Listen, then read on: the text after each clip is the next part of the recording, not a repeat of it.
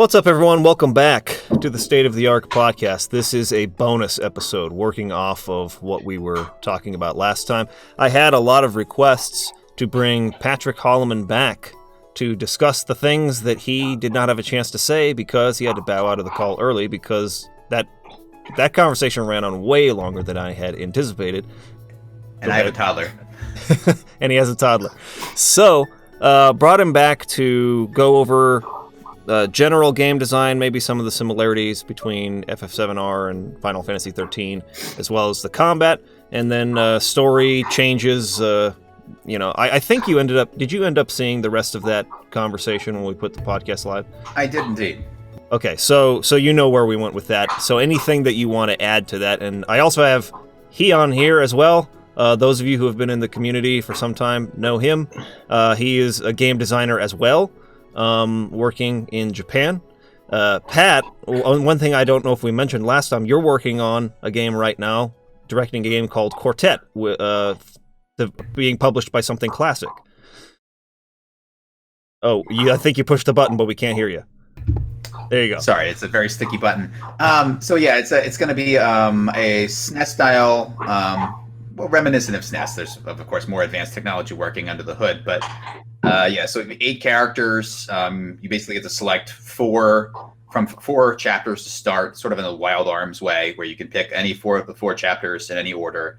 There are 8 characters. All 4 stories come together, and you're going to be the general plot, which we've held back on, is that you're trying to prevent or end a war over control of magic. So very tropish in the JRPG tradition, but it's something we're proud of. We're actually going to have a demo pretty soon. We're going to invite pretty much anyone to play that as we seek some funding. Yeah.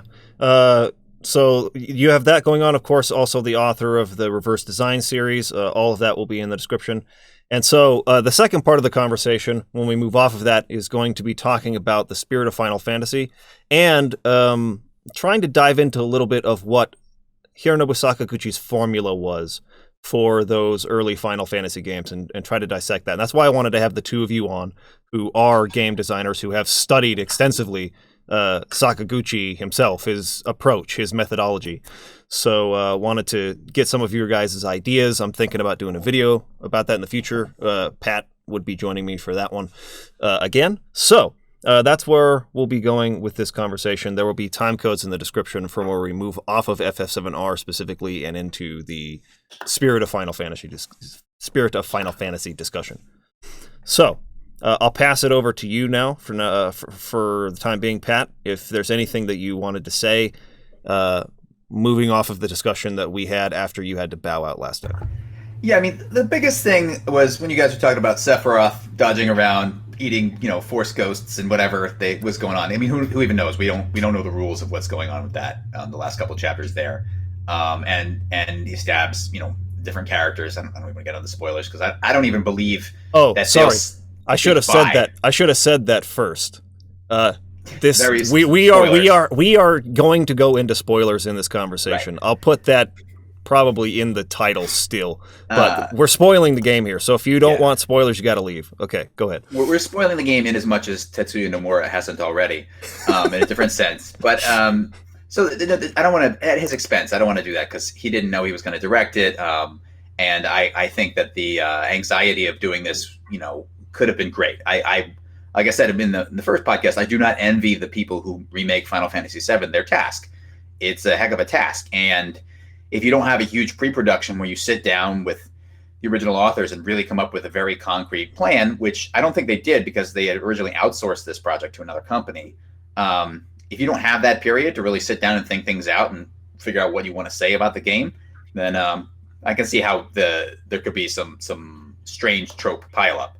And I think that's what happened. And I don't even think that the directors of the next game, I'm not even sure that they really will commit to what happened in chapters 17 and 18.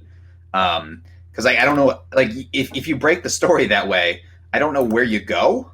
That's not just totally, just turn it up to 11 and then just stay at 11 for the entire thing. And then you can't have a story that works that way, especially Final Fantasy VII. The whole thing is about pacing. So, I wonder if they're going to dial that back. In the next one, I mean, they must, right? You can't start a new game. It's going to be a totally new game. You can't start a new game with that level of intensity and then like and try and have ramp people up, have people fighting rats again or whatever they're going to do. You can't have that progression if you've already been super powerful. So I think they'll probably walk back all of the Genova, Sephiroth, alternate timeline, Force Ghosts, teleportation with stabbing and all of that jazz. I think they're going to walk some of that back in the next one, and then probably stay at a low level for however many sequels they're going to have. I think they've established their fan base, right? They've established what the scope is, what the games are like. They don't need to.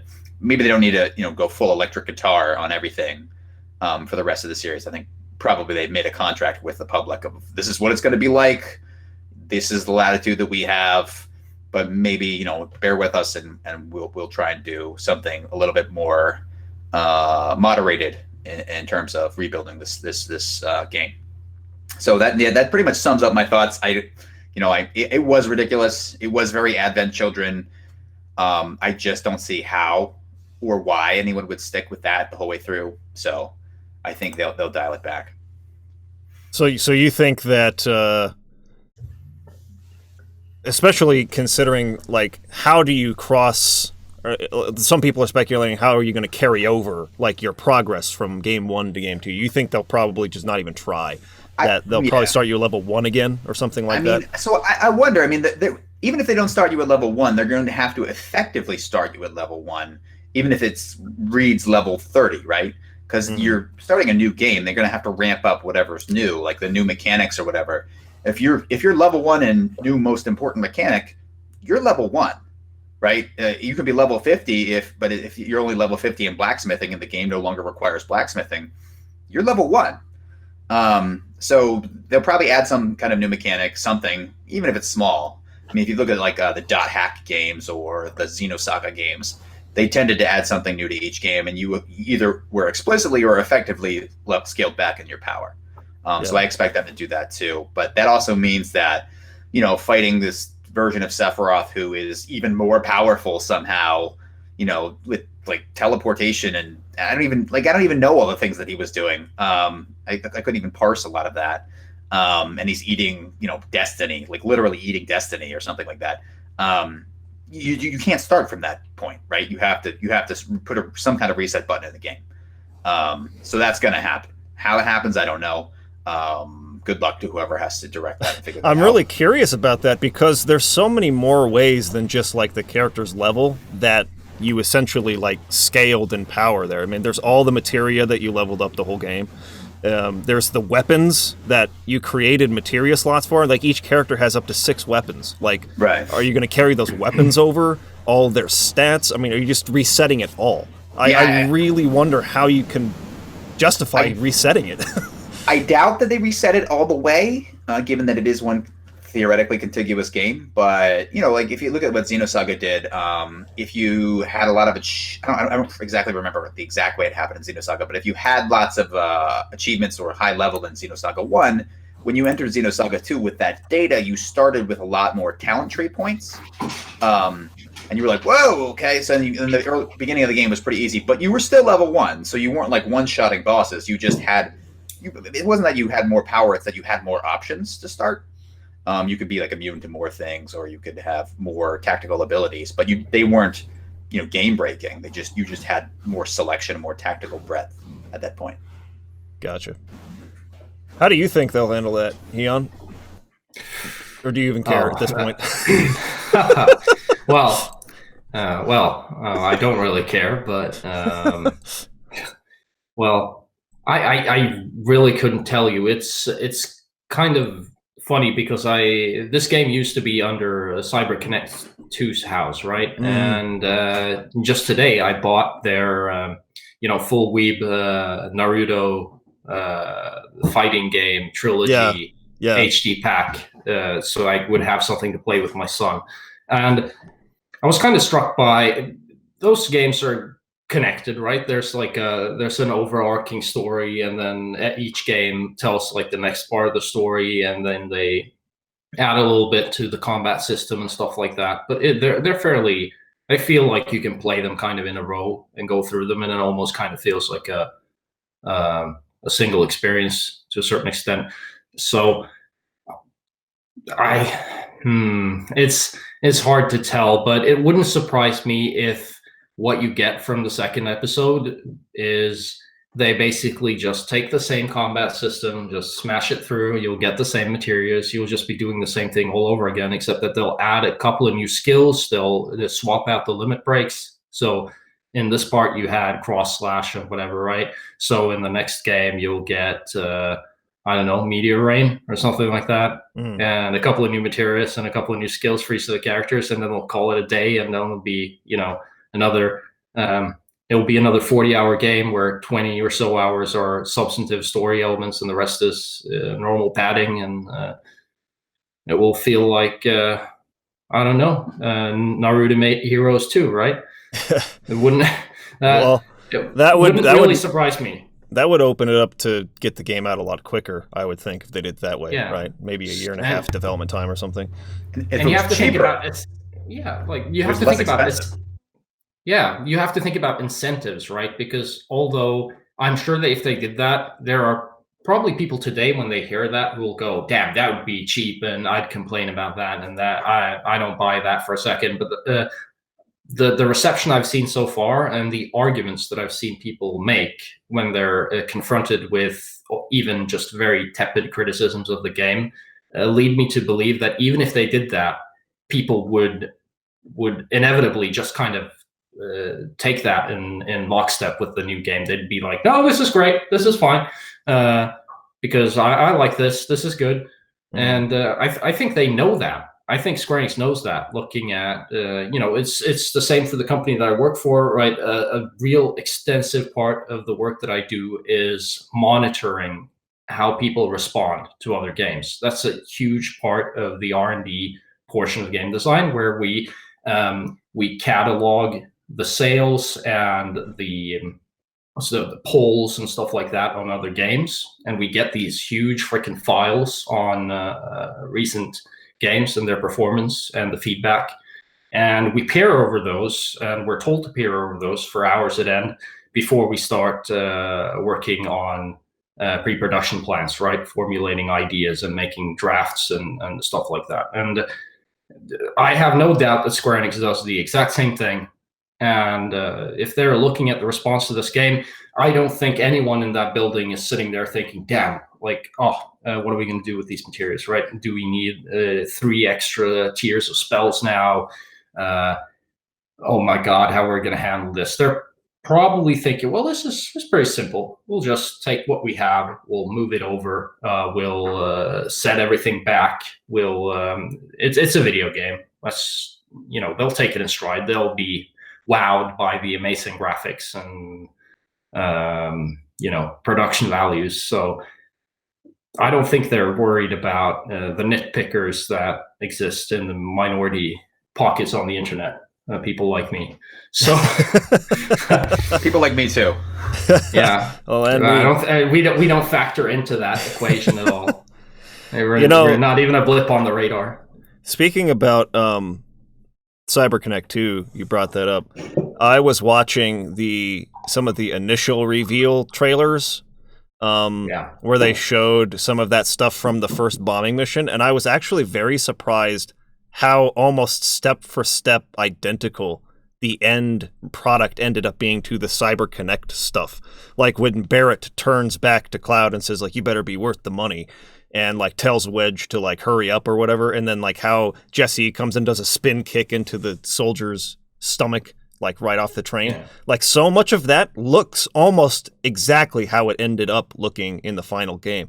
So it was like the whole idea of pulling it back into Square Enix because they were worried about the quality. Obviously, like visually, it's way more impressive in what Square Enix ended up doing versus what CyberConnect was doing. But I found it interesting how closely it still really followed what that initial trailer looked like. Sure. You definitely don't want to pay for mocap twice. That's the point. I wonder how much they even paid for that, because I know that Square Enix has the really impressive library of animations sitting on their hard drives over there. So like Cloud moving through debris and stuff like that. That's probably just Noctis moving through debris with minor tweaks, and that's not a criticism. That's just how it works in the AAA industry, right? Sure. Why? But yeah, it's strange because a lot of people seem to take it for granted that they've spent like an insane amount of money on this remake, and I have no doubt that they have. But on the other hand, I am also kind of sitting here scratching my head thinking, I do wonder how much they managed to sort of turn around from their previous lineup of games in terms of assets and stuff like that. It's difficult to tell at this point. It's like it becomes a bit hard to tell exactly where one project ends and another project begins at Square Enix at this time. The NPCs were one place where I was like, these guys have seen some things before. These are veteran NPCs. These guys don't fit this world at all. Like, they just don't. Do you remember? Like, we remember. Let's. Okay, I'm gonna digress and bitch about this because I think this is a legitimate nitpick. But do you remember what Final Fantasy VII NPCs looked like? Yeah, they did not look like a guy who plays synth at the corner bar, right? Like a guy who is went to like Occidental College. They don't look like that. They look like worn down people in like rags tied around their head and like loose flowing things because they're wading through garbage with plain shirts. Right? That was an artistic direction that was legitimate. Yeah. That wasn't a graphical problem. Like the only person who resembles really what they looked like was Johnny. Everyone else was just I got a real fashion upgrade. Well, a lot of them had that cyberpunk like style, like the spiky hair and the crazy sort of that element of Midgar's missing a little bit. But like they're not weathered or ripped and torn. Like they all look like I don't know, they look like they just came out of like a Hot Topic or something. Like it's just I don't understand it. Like it doesn't make sense. They don't look like their clothes do not match their backgrounds in many cases. And they just all look so unrumpled. Like they're just everything's so pressed, right? Like I know that texture is difficult to do. Especially like fabric textures. There's a whole software industry around that one thing. But you can do a little bit of grind painting on people. And textures in general were kind of one area where I think it's almost a consensus where this game lacked a little bit. Like textures on even like doors and things like that were real kind of sketchy in this game. As good as it was in other areas, like the texture seemed to be one area where it wasn't as stellar as the rest of the game. Looked beautiful, but like just everyone was just walking around in a freshly dry cleaned, nice suit when they were in Sector 7, sifting garbage. That's kind of the thing that's so strange about the game, at least for me looking at it with my experience, where I'm like, on one hand, it's this, you look in one spot and it looks like this highly polished, expensive AAA game, but in other places it looks oddly rushed and kind of cobbled together, right? And that's a common criticism. You hear a lot of people talk about that one skybox at one point that's like super low resolution, and you're sitting there wondering, like, you could replace this with a higher resolution skybox in like 2 minutes, right? It's just opening the software. It's literally like copying, pasting in a different image file. Granted, you have a higher definition image file, but they can't not have that, because obviously that image file is compiled from some kind of 3D render somewhere, right? So you're just kind of sitting there. Why would that be there, right? Why did that happen? Like, that seems like such a strange thing to get wrong. And usually when I look at that suggests that there's been some cutting corners or a little bit of rush or some pressure, right? Got to get it out fast. It got lost in the edit, right? We weren't paying attention, and that doesn't seem to jive with a lot of the other facets of the game. So I'm really kind of curious about exactly the nature of this, the game going back in house, and how much that set them back. Yeah, how much that actually set them back, and I'm just a bit confused by it. I'm looking at it and I'm thinking this is kind of strange. It feels like there's a story there somewhere that will come out in, I don't know, 20 years time, and you know, the polygons are, there will be a new Polygon article, right? The oral history of Final Fantasy VII Remake in 20 years from now, and we'll find it out at that time. Tase's like 60 years old and old and gray, and he's like, damn, this didn't pan out the way I thought it would. We'll download that article directly into our brains. But yeah, I wonder if there was this is my instinct. I have no factual evidence to back this up, but my instinct is that somebody changed all of the skyboxes right at the last minute, maybe the director, because like that sunlight that hits Midgar, that feels weird. Things don't look lit right with that. Maybe that's just my indelible impression of the sunless Midgar of yester game. But those gaps in the sunlight streaming in don't seem to hit things quite the right way. To me, something seems just a little bit off, and I wonder if someone drastically changed the lighting rather sort of close to the last minute. But I don't have any evidence for that concretely. Total side tangent.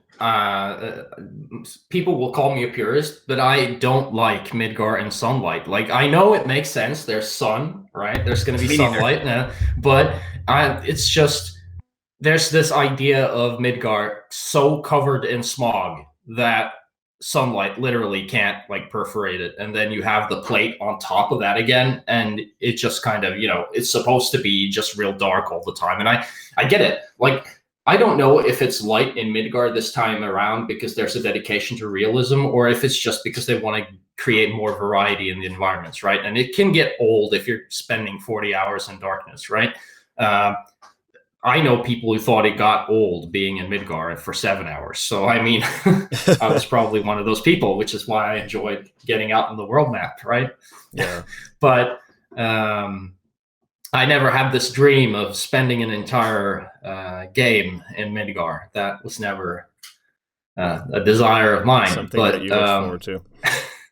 But yeah, like I get it. Like, I get the choice to do it, but I it's not really even a purist thing. I just don't like it. Like the vibe, it gives it kind of like it ain't so bad being in the slums in Midgar. It ain't that bad, right? We've got clothes and water, and it's it's jolly good, right? And I'm We've sitting got dry cleaning and sunlight.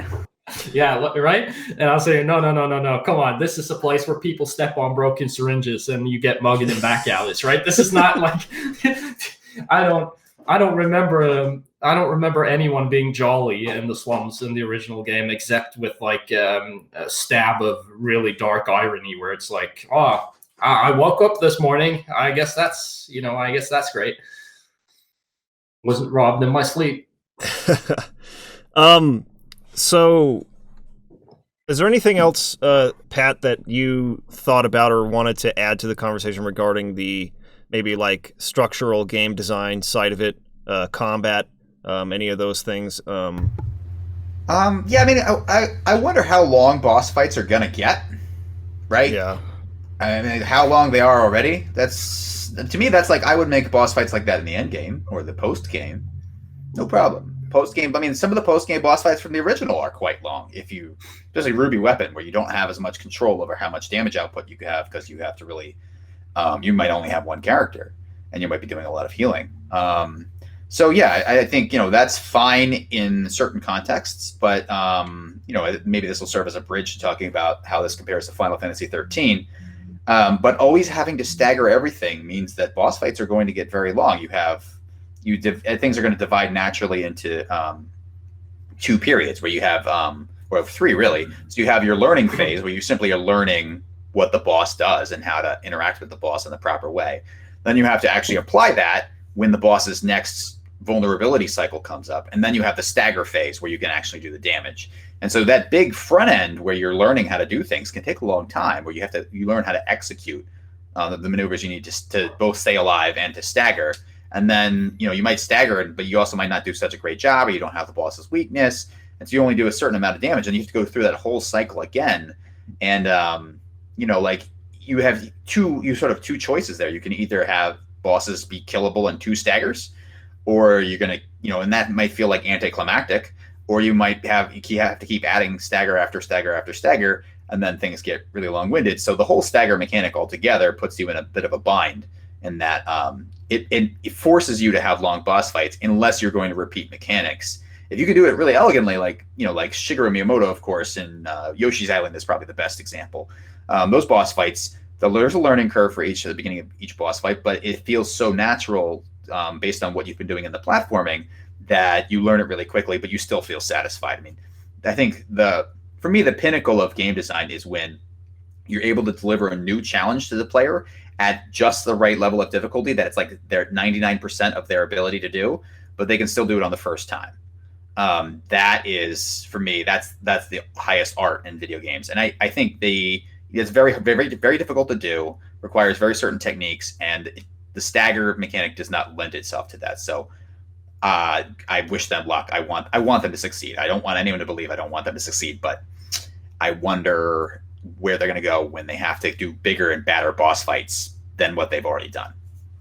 Yeah, it always becomes an issue of scaling with sequels. That's kind of like the whole, I think, conundrum with sequels that, at least that I have seen, is like you got to go bigger than the last time. And like, at what point do you reach a ceiling to where it becomes tedious, or the audience has become so used to this everything becoming, they just become acclimated to the level of intensity, and it's no longer intense. Like, it loses all of its meaning, right? What were you going to say, Hian? Nothing really. It becomes a parody of itself. I was just going to ask if the Scarlet slap fight on the Junon Cannon was going to have a stagger mechanic, but one thing I wanted to say regarding the stagger mechanic, this is going to be really quick. I'm calling out to one of our viewers, Dude McGuy. He is somebody who has studied the battle mechanics of FF13 very closely, and he just, in terms of like battle mechanics, I think he has a really sound idea of how things work, and he holds the position that the stagger meter in this game is actually not really as central or as important as people seem to think it is. And he approached the fighting in a very different way. And so I'm not going to speak for him, but I do, if he wants to, I'll pin it in the comments below. If he wants to write out what he's been sharing with me about this, in terms of like the need not to focus so much on staggering, just to give like an alternate perspective on it. I'll pin that at the top of the comments below if you want to like copy and paste from elsewhere, or write your ideas on that, because I do think he has some good ideas there. That'd be great, yeah. Because one of the things that I learned while writing about these games is that it's really good to have orthogonal strategies. Strategies that where they have strategy A has nothing to do with strategy B. Strategy A is using elemental attacks, and strategy B is using status debuffs, right? Sure. They have nothing to do with each other, and either one is valid. Yeah. And I think the great battles in RPG history have that for you. In fact, there's an entire game where almost every problem was solvable orthogonally, which is Fallout New Vegas is probably the best example of. There's not one solution to this. There's probably 3 or 4, and they're all valid, and they're totally different from one another. So it would be great to see that they're including that in Final Fantasy VII Remake, whereas 13 didn't have that as much. Yeah, in 13, it's pretty much like staggering is the central goal. If you don't stagger, like you can't kill bosses, really. Especially late game bosses that have like millions of HP or whatever. But in this game, the HP never really gets that high. I think the final boss in this game has like 65,000 HP or something.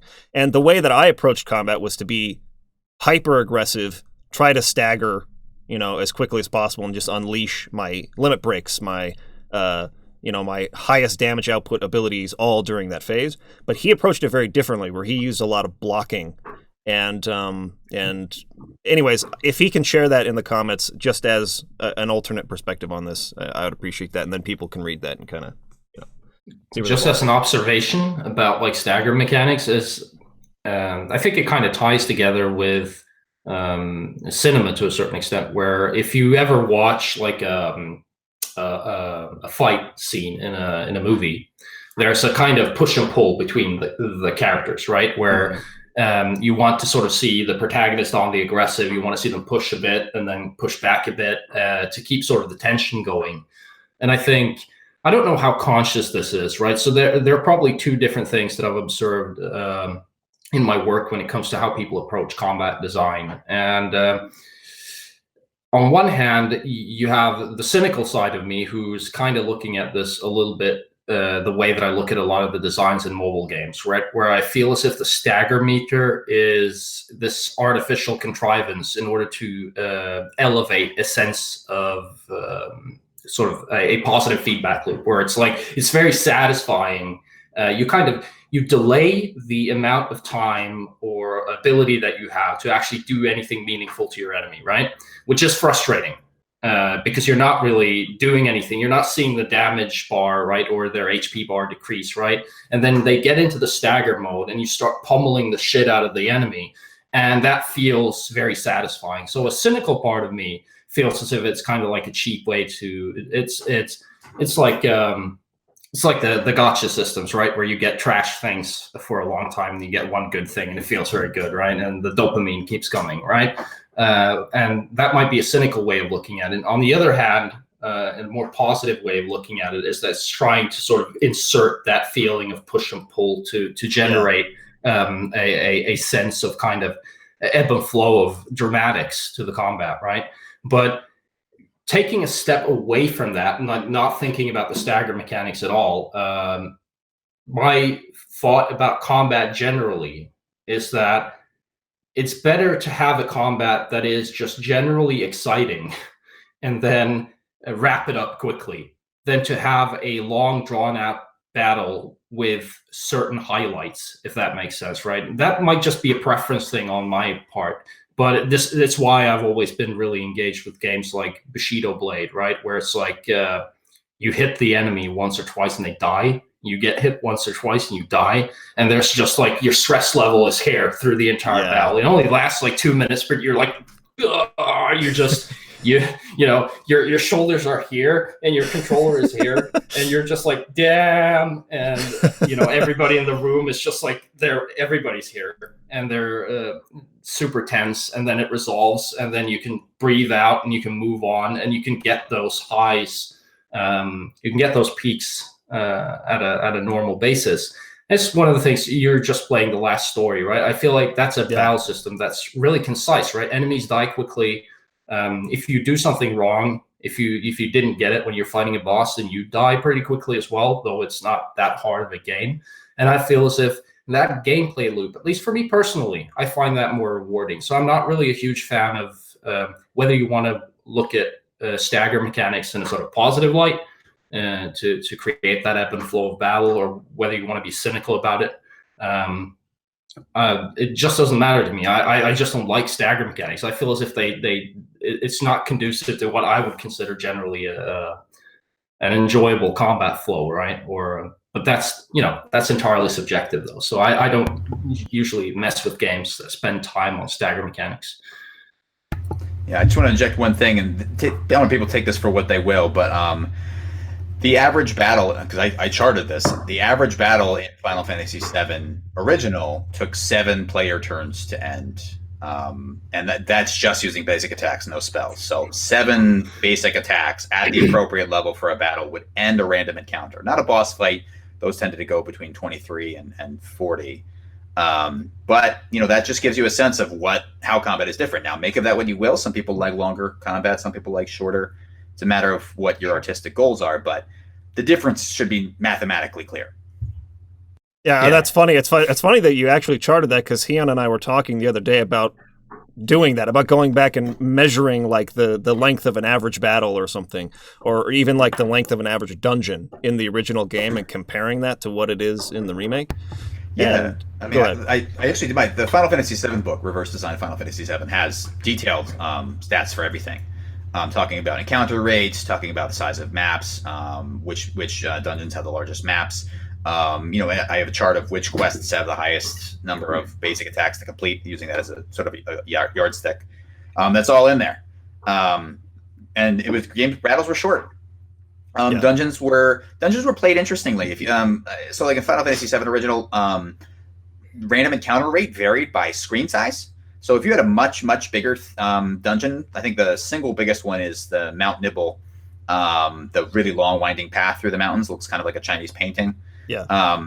where you're really, really zoomed out, that screen has a very low encounter rate. So you can actually make tons of progress. The goal was not to bog you down with tons of battles or make the dungeon long. The goal was to give you a persuasive sense of place, and have some judicious battles in between. Now, some people didn't like the Final Fantasy VII battle system. I won't persuade them to like it. It had a different goal. But yeah, so the pacing was deliberately set up so you would have not that many battles and they'd be quick. And then you get to the Materia Keeper, and he was the first hard boss of the game.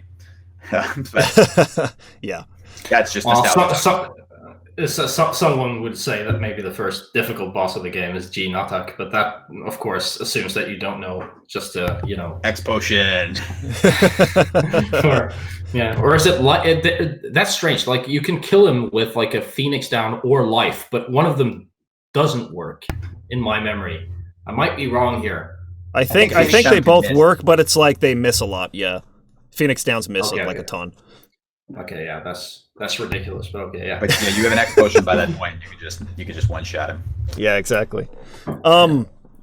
Let's actually touch on that for a second, because this is something Hian and I were also discussing on Discord the other day, right? Like, and you touched on that a minute ago with the attempt to make battles feel really exciting and fast paced by turning it into this hybrid of action, and like there's huge explosions and tons of effects happening, especially with the later stage magic, fireballs just exploding and freaking just sparks flying everywhere, and enemies moving, jumping. It's like very visually exciting in that sense, but like the battles are much lengthier in terms of pacing.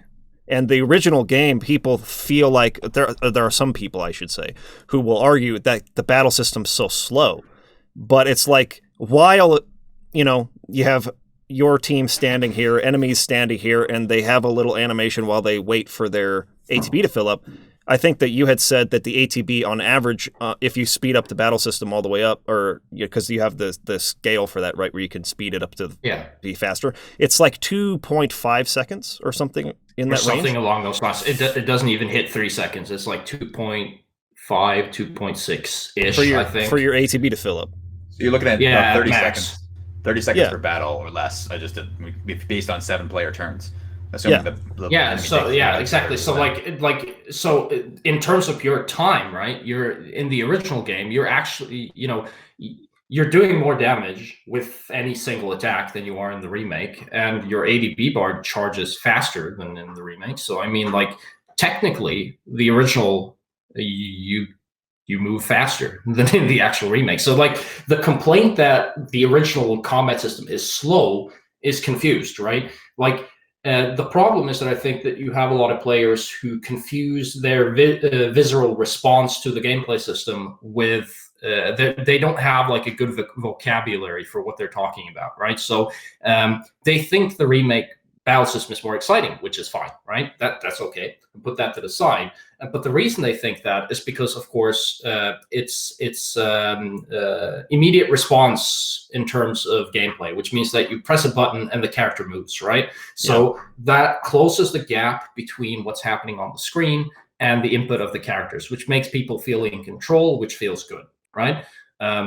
Whilst in the original game, right, you see a menu, you press attack, and then the character runs over and attacks. So there's a distance between, like a disconnect to some degree. You're not playing the character, you're commanding the character, and that's why they call it a command system in Japanese, right? But and that puts a lot of people off, and that's fine, right? People have different tastes, but when people say, "Oh, the combat system is slow," that's like a categorical error, right? Because it's not slow. I mean, your ATB bar fills, as I said, on max. Like, it doesn't even take 3 seconds for you to get a turn. In other words, if you're playing this game on active with the battle speed on max, unless you're just jamming attack, you will always have the command menu, the window open. You will always have a turn because it's moving so fast. You're getting turns faster than you can pick commands. So, I mean, and that's not the case with the remake, right? You literally have to get off like a full combo to get your ATB, and you most of the enemies, right? There are some like scrubs you can probably kill with a single combo, but for the most part, you're going to need an ATB charge to kill off if not several, to kill off some of those enemies. So by all metrics, right, the original actually objectively has a faster combat system. It just doesn't feel like that, or you don't have the vocabulary to express that in an appropriate manner. So I can think of possibly one metric which might favor the remake, which is number of actions per second. If you consider any controller action to be an action, right? Because it's steering, right? In Final Fantasy Remake, you have to steer your character, and so you're probably having 6 or 7 actions a second, where you're having 1 or 2. Sure.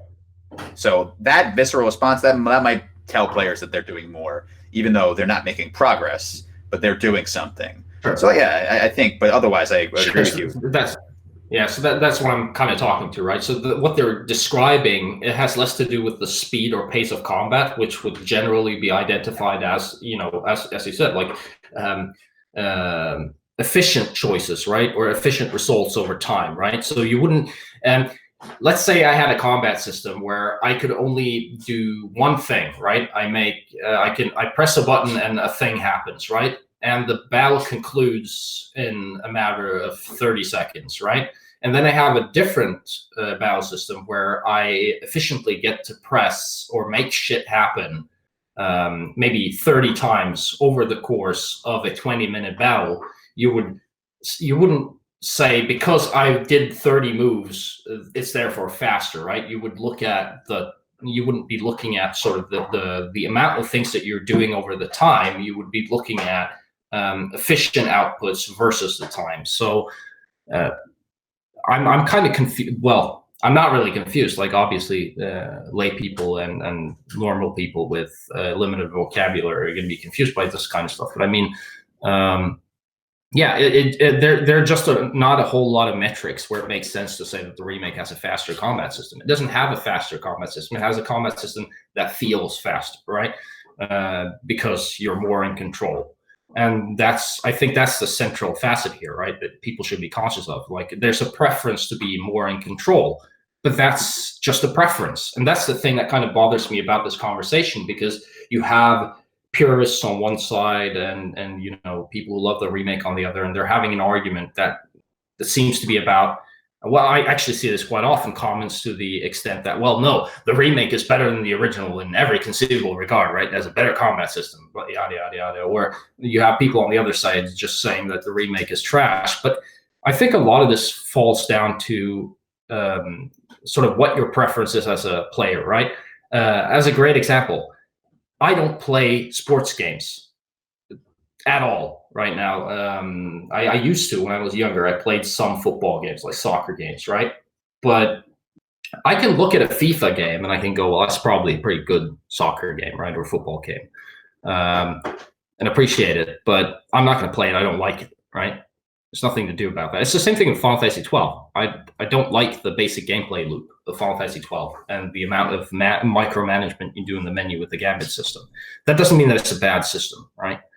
And I just think there's a level of conscientiousness just kind of lacking from the conversation, where people are like, oh, no, this battle system is so much better because it's so, it's so much more active, right? Or this battle system is so much better because there's so much more thought and stuff like that. But it really falls down to kind of what you prefer to do as a player. And I don't know, like, as I said, I prefer my encounters short and sweet. I would rather have a few amount of inputs over a short amount of time that have a lot of impact than have a lot of inputs over a large amount of time that don't have a lot of impact, which I think is the case with the remake. Yeah, I just want to add to that point. This is something I've tried to be clear on, is that when I've talked about like the baseline game design philosophy of FF7R being pretty closely tied to FF13's, because the director of the game design is the same on both. That's not to say that like that approach or methodology or design is necessarily bad inherently. It's just that I don't appreciate. That's not like what I look for when I'm looking for good dungeon design that I'm into. You know what I mean? I shouldn't say good. When I look for the type of dungeon crawling that I like, it's not Toriyama's dungeon design. But that doesn't mean it's necessarily like inherently wrong or something. But that's why I'm having a disconnect, I think, similarly to you with the Final Fantasy VII Remake, is because it's not the same type of game, almost in any way. Like, there's no remnant of, maybe aside from Materia. Maybe aside from Materia, there's almost no remnant of that game's design that exists in this.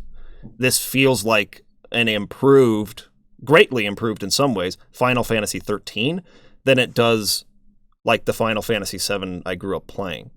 And so, yeah, it's just like, it's fine. It's very polished in so many ways.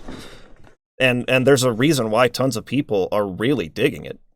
They were very conscientious and they polished it to a pretty insane degree. I just don't like that style of design personally. Yeah. So, you know, it's the same for me. Like, I would easily say that, like, as much as probably people in your community have a preconceived notion of like how I would feel about this game, I would say that just being detached, right? I would not, if I was like a GameSpot reviewer or whatever, I would probably give this game like at least an 8.5 or whatever for what it's doing. And I can sit here and say that, right? I say it's a fine game. Like, if it was just a game, it's just not. It's not my type of game, and it doesn't reflect what I loved about the original game. And so it's not for me. Yeah, it's not. There's no like ill will in that. Yeah, same here. I think that, like, like you're saying, if I was writing for some major publication or something, I would probably put my score somewhere in the 7.58 range, you know, somewhere in there. I think it's pretty decent. But you can't look at things in a vacuum like that when we're talking about a game that was so important to me growing up. And the comparisons are impossible not to see, especially with a lot of things I've talked about with storytelling. I won't repeat those. Those are all in the other podcast. But anything else that you guys want to add to thoughts on the Final Fantasy VII Remake that you maybe didn't have a chance to say last time, Pat, before we move on? Yeah, I would say that in regard to Hian's point, you probably could release anything for the next one, because all anyone will be able to think about for the next one is Aerith going to die or not? Yeah, that's all anyone will think about until they get past it, and then they'll maybe like, well, I have all these little complaints that I've been saving up. That's the only thing that's going to be on anyone's mind the entire time. Yeah. I think there's a lot of people, there's been a lot of, I've seen it going either way, where some people strongly believe, and I think even you alluded to this, Beth, that it might follow the original story pretty closely still. They still think like they're not going to go totally commit to this. We've changed Destiny and now the whole thing's going to be different.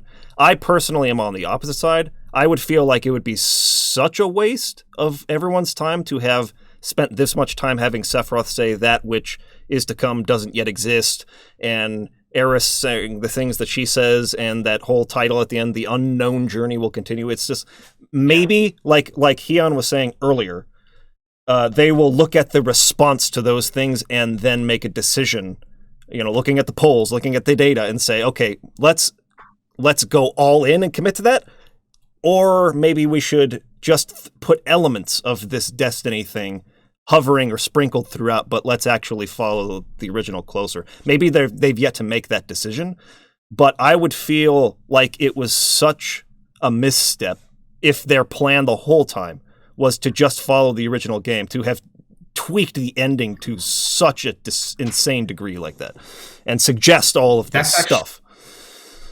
That's actually my substantive question, and a bit of an issue that I have with what they did with the ending. Obviously, I have tons of issues with what they did with the ending, but the thing, you know what this reminds me of? It reminds me of the crossroads that Lucasfilm and Disney found themselves at after The Last Jedi, right? Yes. Because it's literally entirely analogous, because they have a couple of options in front of them, and none of them are good, no matter how you do this. Because if you now just proceed ahead and you just kind of stick to the original narrative, then that's going to look really freaking weird. Because all the people, you could just derail everything.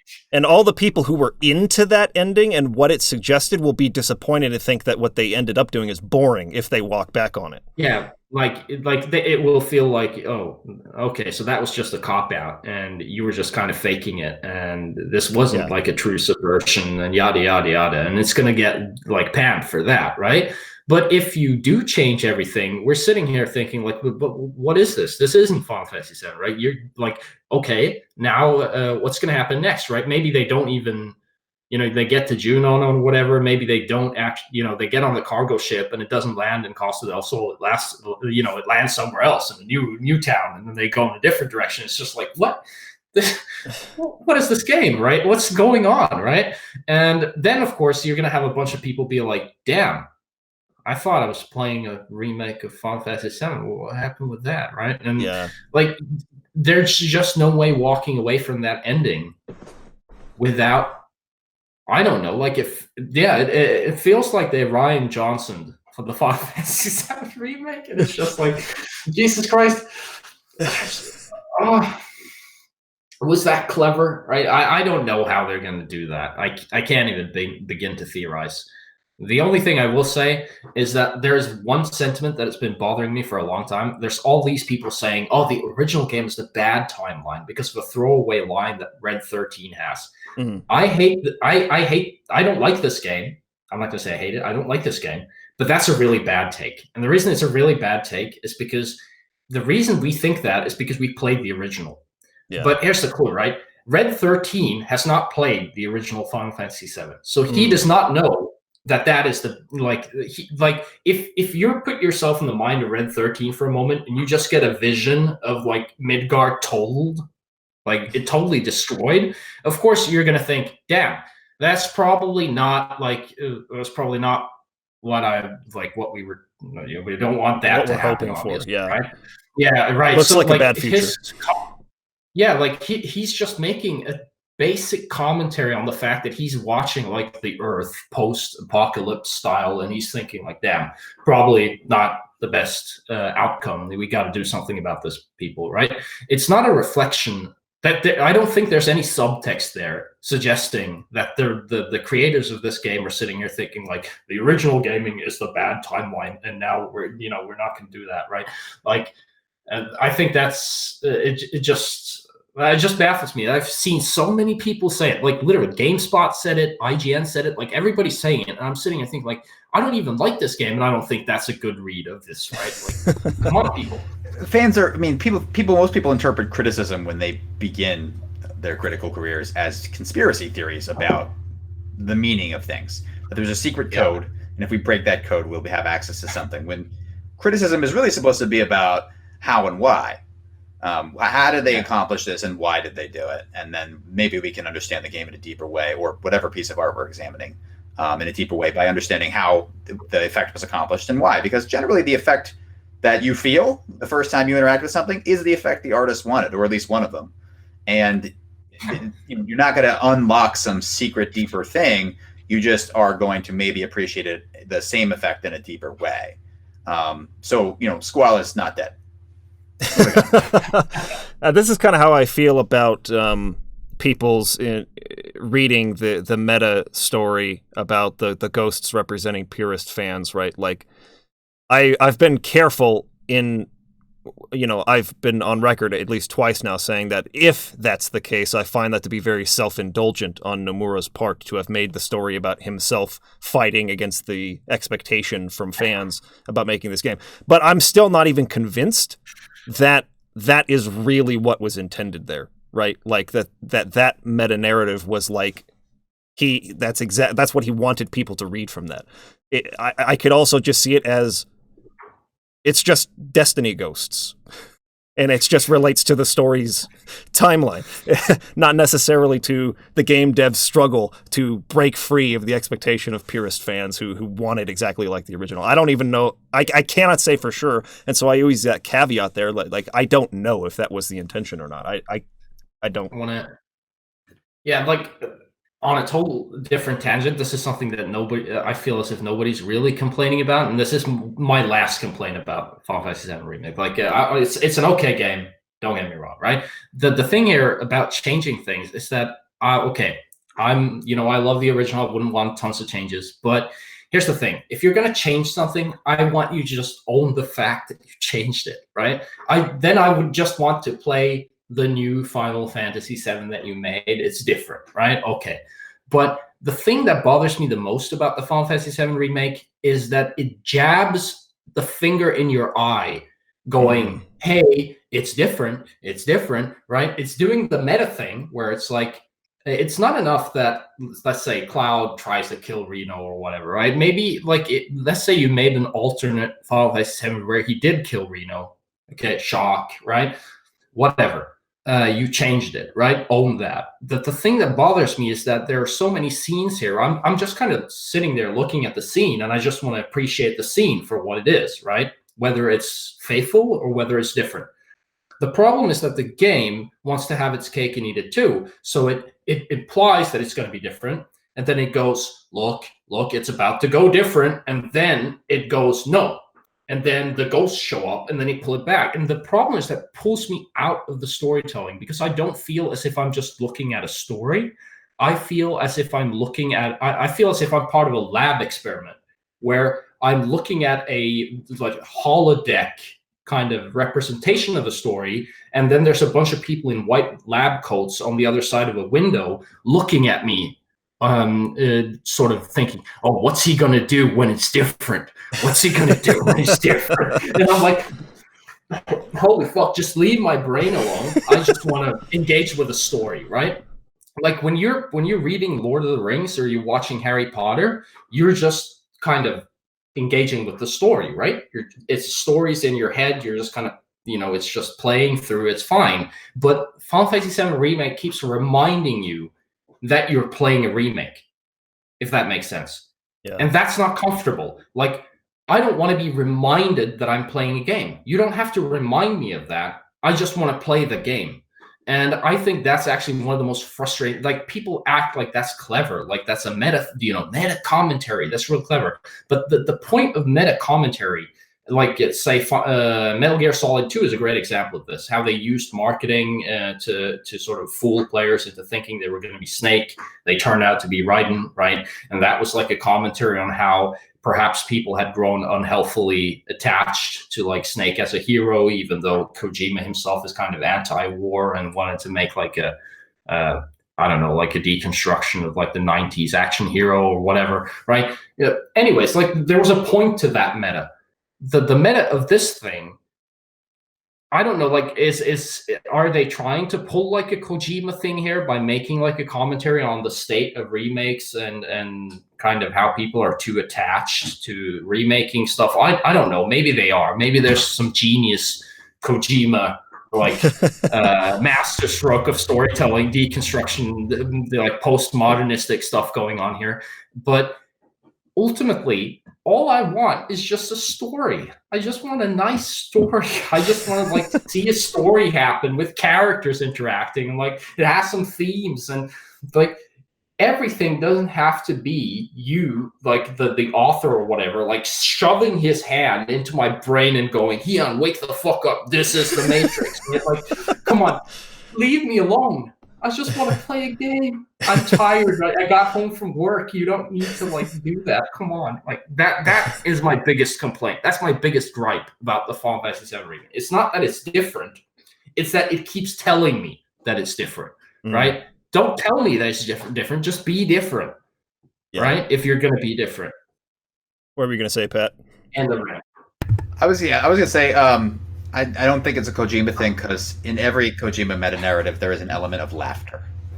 And that is not... that did not appear here. Okay.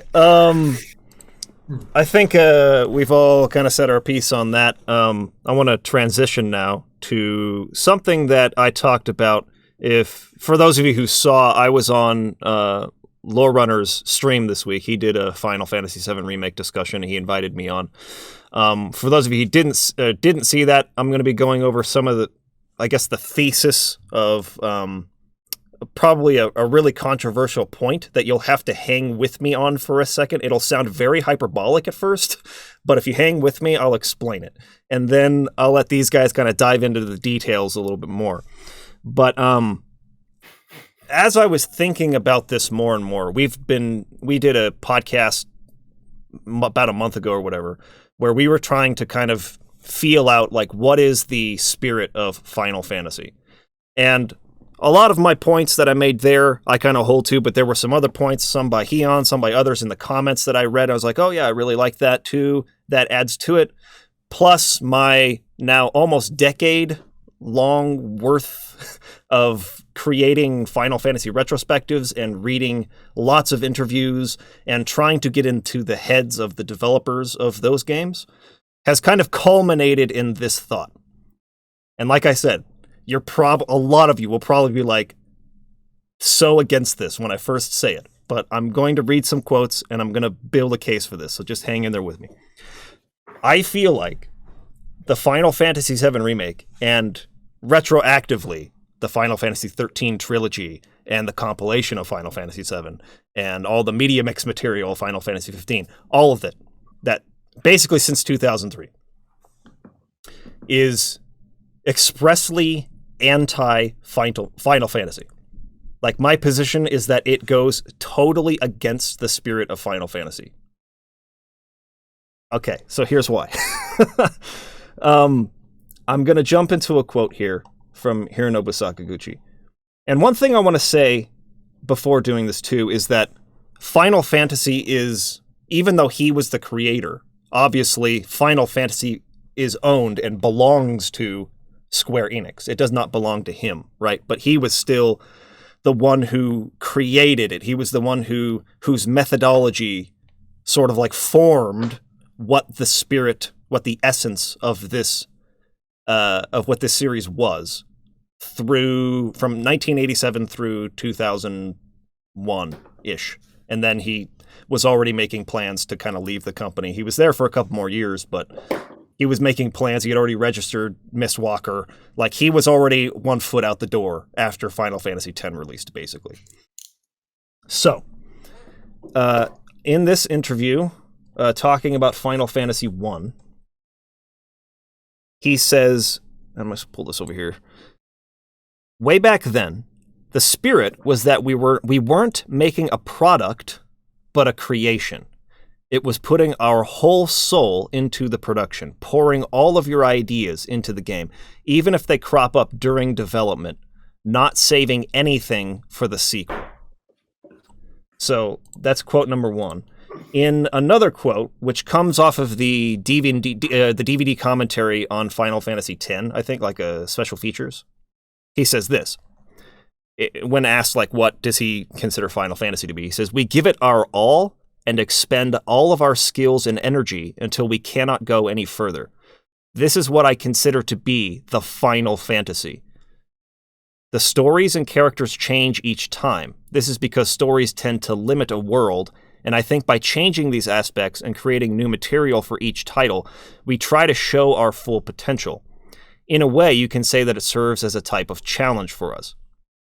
Now, I believe that last part, serving as a challenge for us, I think that that's kind of what Hajime Tabata was speaking to when he was trying to resolve this Final Fantasy disease problem, as he calls it, where the developers internally at Square could not agree on what Final Fantasy was. This even goes back to Final Fantasy XIII's development, because a lot of the developers did not have a vision. They were not on the same page. That was like a big problem and why the development of that game took so long, because they did not agree about how this game should be made to begin with.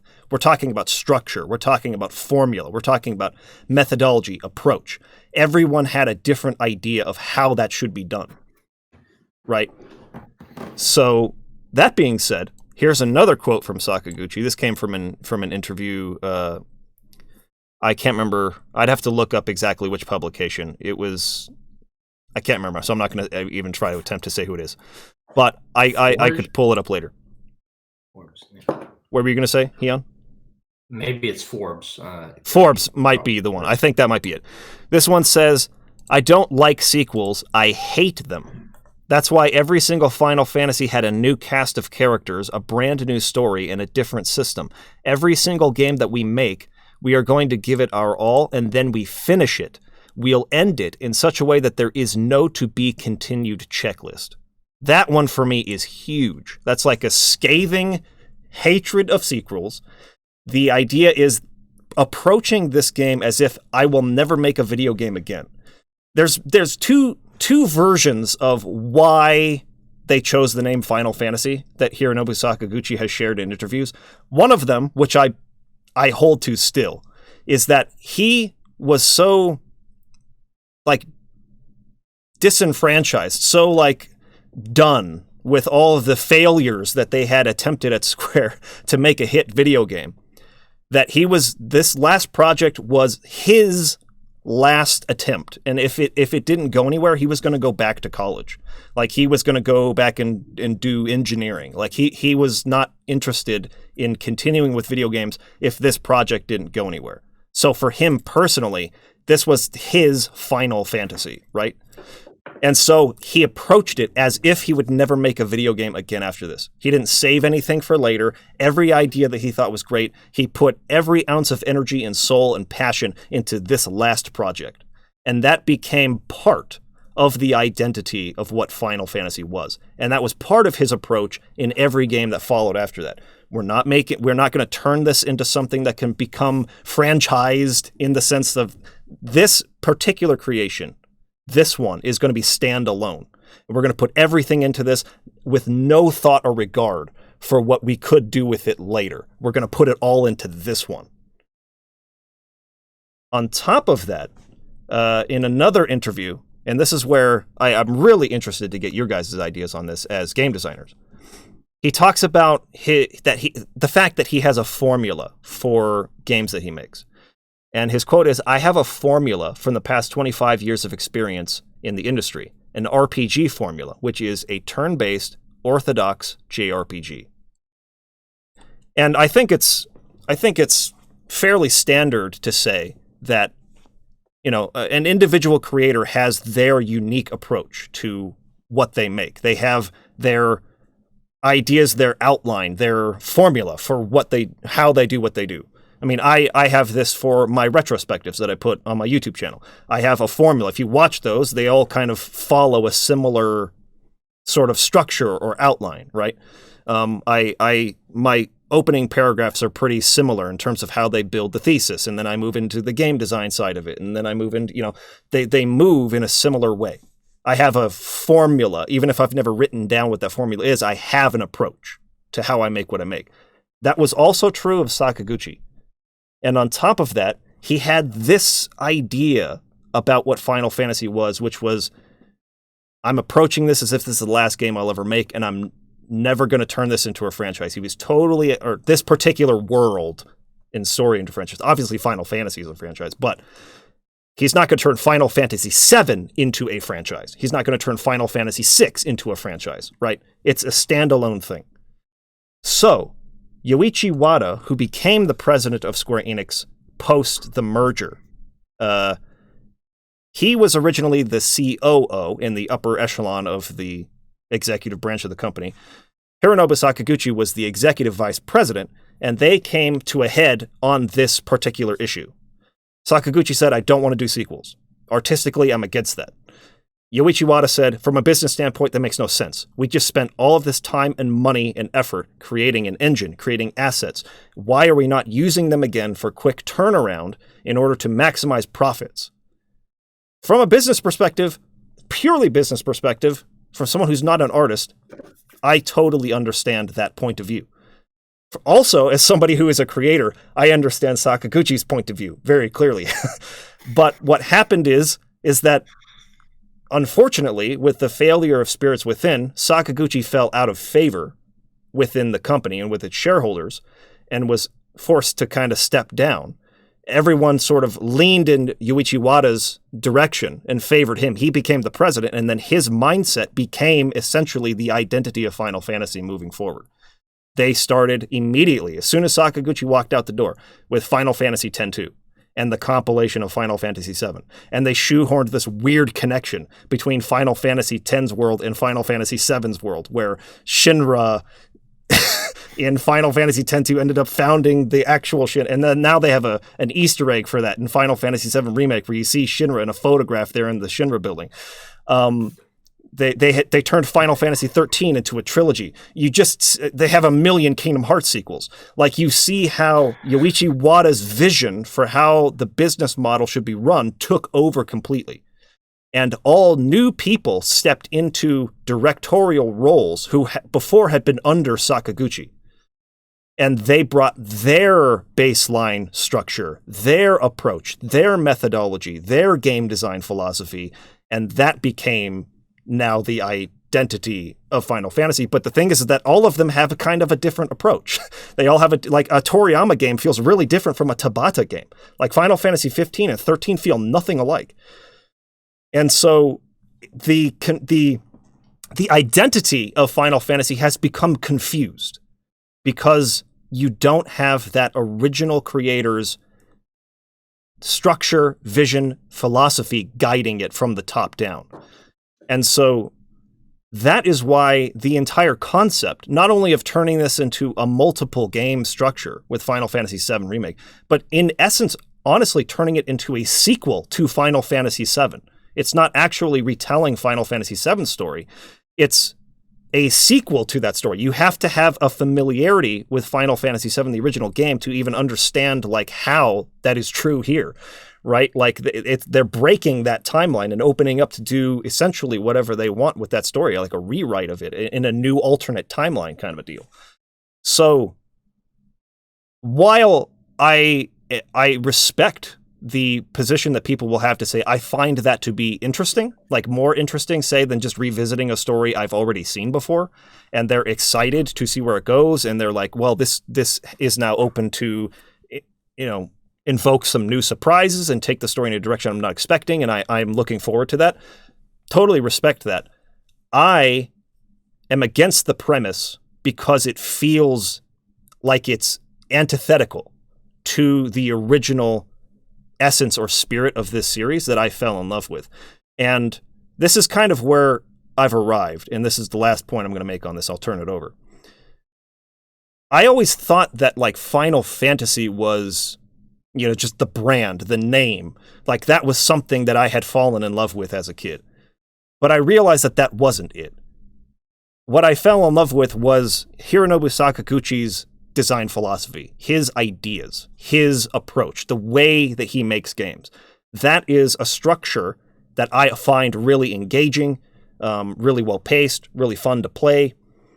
And I disagree a lot with the new guys in there. I don't hate everything about Nomura's approach, but there's a lot about it I disagree with. I don't hate everything Toriyama does, but I even more disagree with a lot of his design structure. I'm not into how he builds a game from the ground up. And the same was true of Tabata. So these are people that have a different philosophy to what makes a fun game than I do. So I'm not like resonating with new Final Fantasy games like the old, but I have resonated with The Last Story and other games that Sakaguchi has continued to make since then. And I feel the spirit kind of there in games like Lost Odyssey way more than I do in Final Fantasy today. So that's what I mean when I say that Final Fantasy VII Remake, in a sense, is anti-Final Fantasy.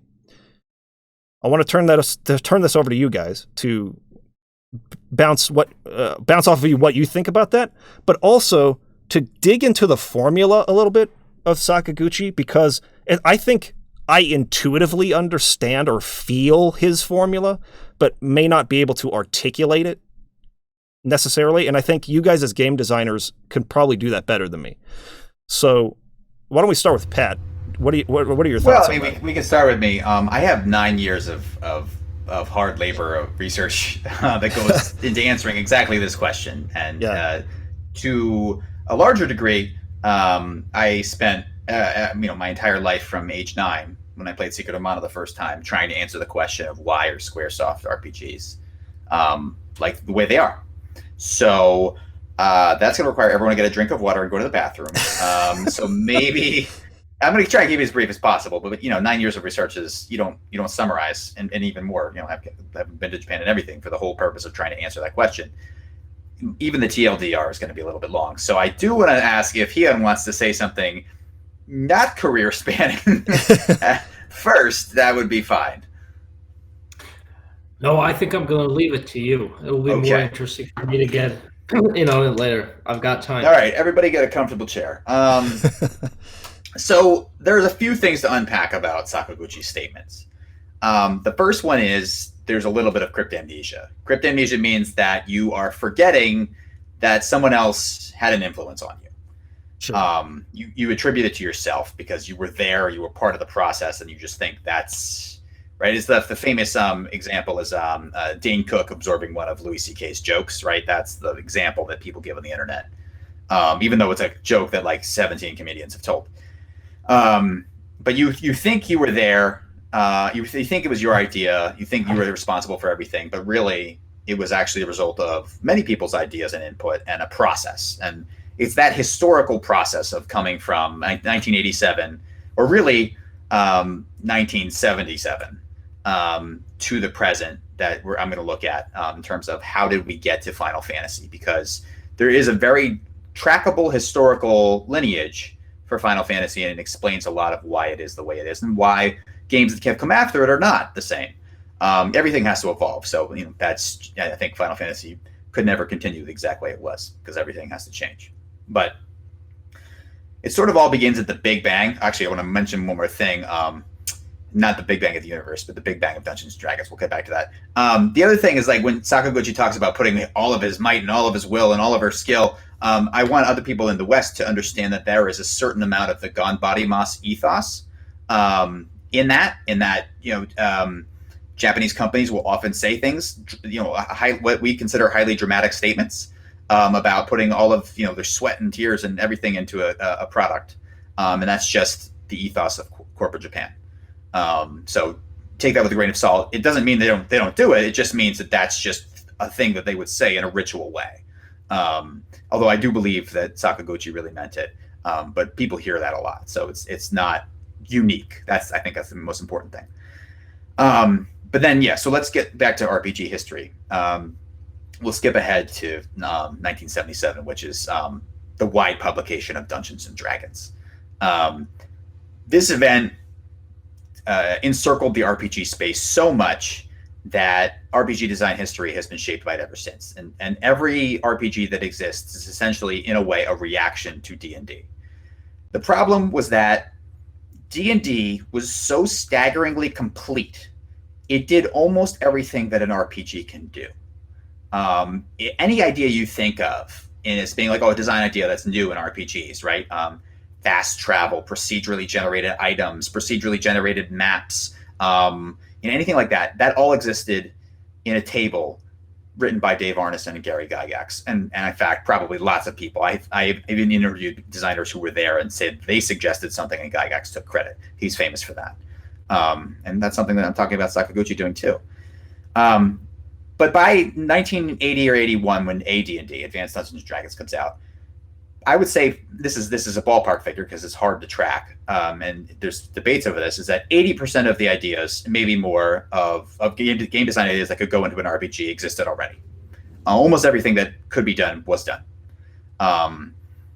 It's just, you can, if you want to go into this, the Final Fantasy VII book has a whole history of how many ideas there were and how thorough Dungeons and Dragons was. And in fact, this part of the book is available free on my website, so you don't even have to buy it.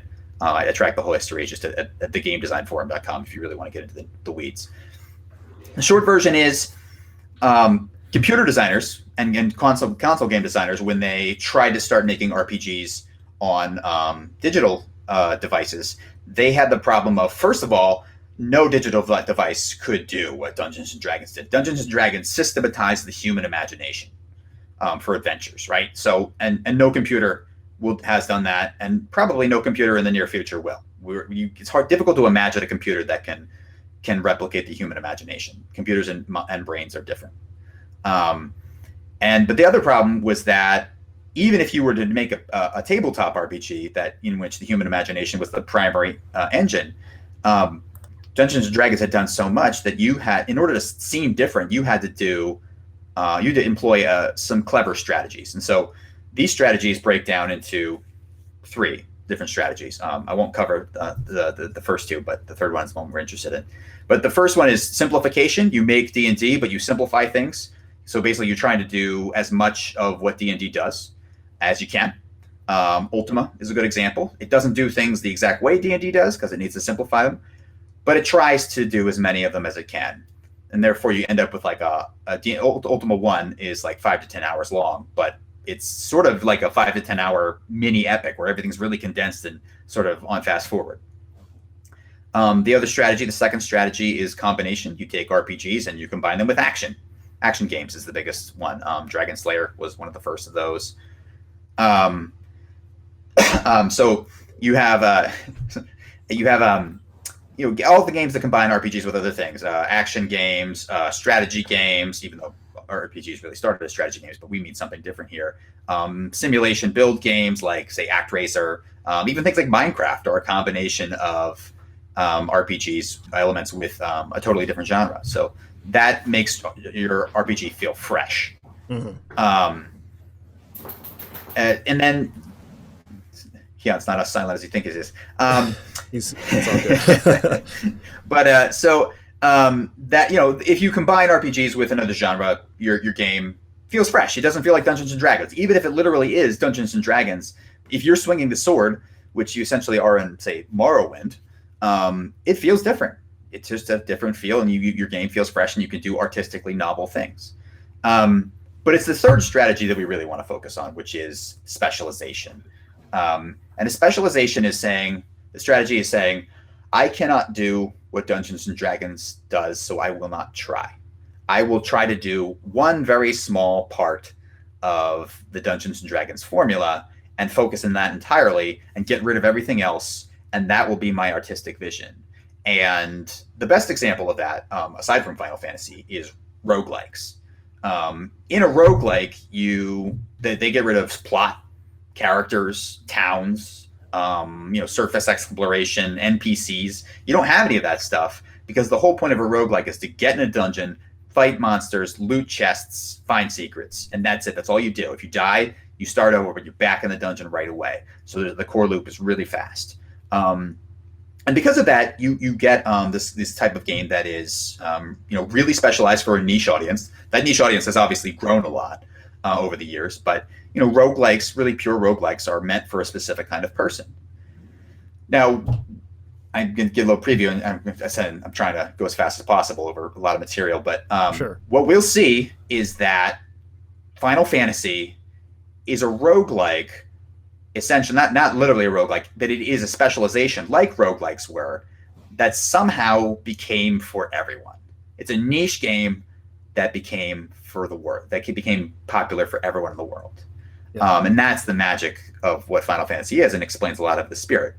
So the first 4 Final Fantasies, depending on how you look at them, were simplification style games. They were like Dungeons and Dragons as much as they could be with a Nintendo game, right? These are all on Nintendo. I guess 4 is on SNES, but even still, the technology is even more limited than the PCs of the day, and you couldn't do a lot of what Dungeons and Dragons does. But in Final Fantasy IV, in the game design documents, which are now published in the Final Fantasy Ultimania archive, there is a mission statement written probably by Sakaguchi and Takashi Tokita, the director, that says, we want to change the way RPGs are made. We want to make the player feel like a protagonist in a movie. And so here's a good example of the crypt amnesia, is that Takashi Tokita had a really huge influence on Final Fantasy IV. So to say that Sakaguchi thought of this all by himself, probably not true. Sure. We know that Tokita had a big influence of that. So, but I don't think that Tokita would be upset about this, because they were all there doing it together. They can just all claim credit and all be right. That's fine. They all were. They all do deserve credit. But Final Fantasy IV had some certain design problems in that it wanted to be a new kind of RPG, right? If you want to make a player feel like a movie protagonist, you need a linear story, because movie protagonists don't go on side quests. Yeah. They don't do that. And linear, they don't see them manage their inventory, right? That's not what movie protagonists do. You skip to the interesting parts of a movie, unless you're watching, I don't know, French Impressionist cinema or something like that. But you always skip to the interesting parts, and Final Fantasy IV absolutely tried to do that. The script was originally like 75% longer than the game script, mostly because of memory constraints, they had to cut it. But they also just said, well, we'll keep all the events in there. We're just going to rapidly plow through everything in the game. And it'll feel really compelling and very fast paced. And it did. And Final Fantasy IV was like the first really big hit. Well, not first really big hit. Final Fantasy I was a hit, but Final Fantasy IV was a bigger hit than any of the other games to that point. But there was another problem, is that movies need lots of characters. Most of them anyway, especially big adventure tales. So movies need lots of characters, and there are lots of characters in Final Fantasy IV. But because this is an RPG, every character had to have a character class. So you had to have mages and rogues and bards and all of those things. And because characters are coming in and out of the party to tell a story, the problem that arises is that your character composition of your party changes a lot. And sometimes Final Fantasy IV is a lot harder than other times, even though it's a beatable game. But sometimes it's much harder at one point than it is at another point, just because of who's in your party, for storytelling reasons. The character classes became a liability. And so what you see over the next two games, Final Fantasy V and Final Fantasy VI, is that Square begins to gradually release itself from character class obligations. So you start to see Final Fantasy V, you can mix in, anyone can be any character class, and you can mix and match abilities. We know that this is something that Sakaguchi thought up in the middle of the process, because he's given an interview in which he famously said, I gave everyone a really big headache because I said, why don't we allow them to mix and match and change classes anytime? But also what he was doing was allowing himself to tell a story where anybody, those characters could be anything. You don't have to worry about one of them being gone, because if you lose your knight, say Faris leaves the party, you can just replace them with another knight, right? So you can actually accomplish the pyramid quest in the third world, because you could change your party composition to be whatever you need it to be right then and there. So you can continue telling the story of, we only have half the party right now, or 2/3 or 3/4 of the party, because somebody else is off, doing a new life that she's chosen for herself. So you get the storytelling goals, but you also get your tactical goals accomplished by letting anyone be anything. You've ditched the old RPG dynamic that you inherited from Dungeons and Dragons. Final Fantasy VI comes along, and the differences between character classes almost go away entirely. Terra, Celeste are knights. They can use swords and heavy armor, but they are also amazing magic users. Sabin the monk can use magic really well. The assassins can use them. The mimic can use magic. The little painter can use magic. Everybody can use magic well, and all of their best armor is roughly equivalent. The snow muffler, the best light armor in the game, is roughly equivalent to the Genji armor. It has some advantages over the Genji armor, in fact. And that was by design. They wanted you to be able to bring, of your 14 characters, they wanted you to be able to use any 4 of them as your main party, because that is what a movie would be like, right? If you were telling a story, if the goal is to tell a story about a lot of characters, you need to be able to pick whichever ones you want to tell the story that you want to tell, or see it the way you want to see it. But that means you had to get rid of a lot more things. So all of those classic balance decisions that existed in our old school RPGs, PC RPGs, and the tabletop had to go. They had to be thrown away. And then, of course, you see in Final Fantasy VII that those things are really gone. There's one character with a job class in Final Fantasy VII, Aerith, sorry. I have too much time using the literal text. It makes me always say Aerith and Eris. So Aerith is the only cast. She's a healer. She starts in the back row. She has a really low attack stat. Everybody else is within 10% of one another, statistically, in terms of damage they can output, in terms of weapon power and all that. There's no reason to use Barrett or Red 13 or Yuffie over one another unless you basically like them. I mean, Barrett's limit breaks are a little bit more optimized. Sid's limit breaks are a little bit more optimized if you really want to crush some endgame bosses. But in terms of the main quest, there's no reason why you shouldn't use one character over another. They're all roughly equal. Cloud is stronger than everybody, but you have to use him anyway, so it doesn't matter. But yeah, you can use whoever you want, because the point of Final Fantasy VII is not to have a tactically complex game. The point of Final Fantasy VII, and now by this point, Final Fantasies in general, is to be able to bring whoever you want for plot and character reasons. And that, for me, in Final Fantasy VII is essentially the peak of this, but that for me is the spirit of Final Fantasy, is that we're going to sacrifice certain parts of the orthodox RPG formula in order to achieve our artistic goal of telling a movie-like story. And now they also threw away certain other things, right? In Ultima, you get to make meaningful decisions about the narrative. You get to decide between factions and things like that. And that's true of things like Baldur's Gate, which was roughly contemporary to Final Fantasy VII. You get to make meaningful decisions in the narrative. You can be good or evil. You can decide to go this place or not go there. Final Fantasy has completely abandoned that. Originally, they abandoned it because they couldn't, but then later on, they abandoned it because they didn't want to. They didn't want to have that kind of narrative choice. So JRPGs, but Final Fantasy in particular, became this game where you don't get to choose a lot in the narrative. You don't get to have character class compositions, or if you do, you can swap them between characters really easily using materia. You don't get to have moral choices in the really large sense. And the story is told to you by nothing less than an unreliable narrator, right? Cloud lies to the player. Imagine having a game like Baldur's Gate or a tabletop. Imagine, how would you even have a tabletop game where your character lies to you? Would that even be possible? I can't think of a way, right? Yeah, It's the DM would have to playing the character, and then you're right, lying to yourself. right. Yeah. Like your DM would have to microdose you with like LSD or something. It would have to do something really fundamental about the RPG would change. So that should tell you everything you really need to know about Final Fantasy, is that they subverted the RPG formula very, very hard. And the craziest thing, though, is that as they were doing that, as they were becoming a specialization type RPG, or the sort of the pinnacle of how specialized they were going to get, they reached the apex of their popularity. No game has ever been as successful relative to its market as Final Fantasy VII for Square or Square Enix. It's just this massive phenomenon. So they sell 10 million copies in a time where, well, a lot of people don't even play RPGs, of course, because the PC RPG was sort of on the way out at the time. It came back with a vengeance. But that whole cycle of Final Fantasy became this really idiosyncratic type of RPG and became popular worldwide is astonishing from a historical perspective.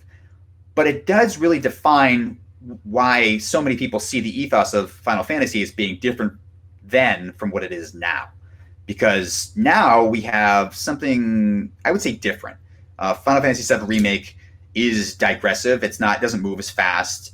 There's lots of side quests. Movie protagonists don't go on side quests, but Cloud does. And Cloud, interestingly, he complains about it. He's like, do I do this?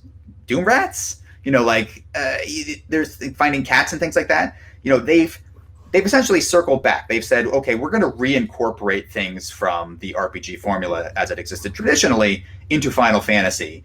And if I had to make a case for why something, why we feel, people who were original fans of it in a big way in the beginning, why we feel that the voice of the series has changed, it is because it has drifted back towards its ancestor, Dungeons and Dragons. It's not the only thing it's reincorporated, though, because I've been, just for my own sake, I've been going through the script of Final Fantasy VII for my own kind of enjoyment and my own little retranslation patch that I'm making for the PlayStation version of the game. And for instance, a lot of people are really impressed with Jesse's more like pronounced personality in the remake. And one thing that was very surprising for me, or not necessarily very surprising, but kind of eye-opening, was seeing exactly how much dialogue that was cut from Jesse in the original game. I mean, I'm going through here looking at like these are still on the disc, mind you, right? So they're not cut for like size constraints, or we just couldn't have more dialogue because like that wouldn't have worked, right? Because that would have been a constraint on like the NES or something, but not here. Yeah, it's not a constraint when you have like 3 discs with 700 megabytes, right? It's a constraint when you have a cartridge that can only hold 8 megabytes, but it's like it's not really a constraint in this regard, right? And it's still there on the disc, but it's not in the game for some reason, right? And a lot of people are really hyped. Jessie's the new waifu, right? Everybody loves her, and it's like a lot of the flirty dialogue and stuff that you see in the remake is essentially just tiny rewrites of this cut dialogue that's already on the disc. Like, she had those lines, but they took them out for some reason, right?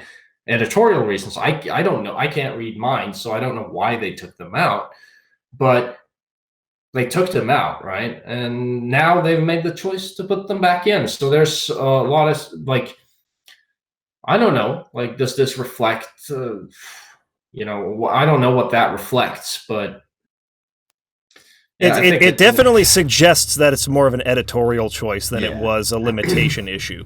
I have Yeah. a guess. I mean, so probably Sakaguchi play tested. He's famous for play testing his games to the Yeah. last second, and even meddling in everything. He showed up Yeah. late to the press conference for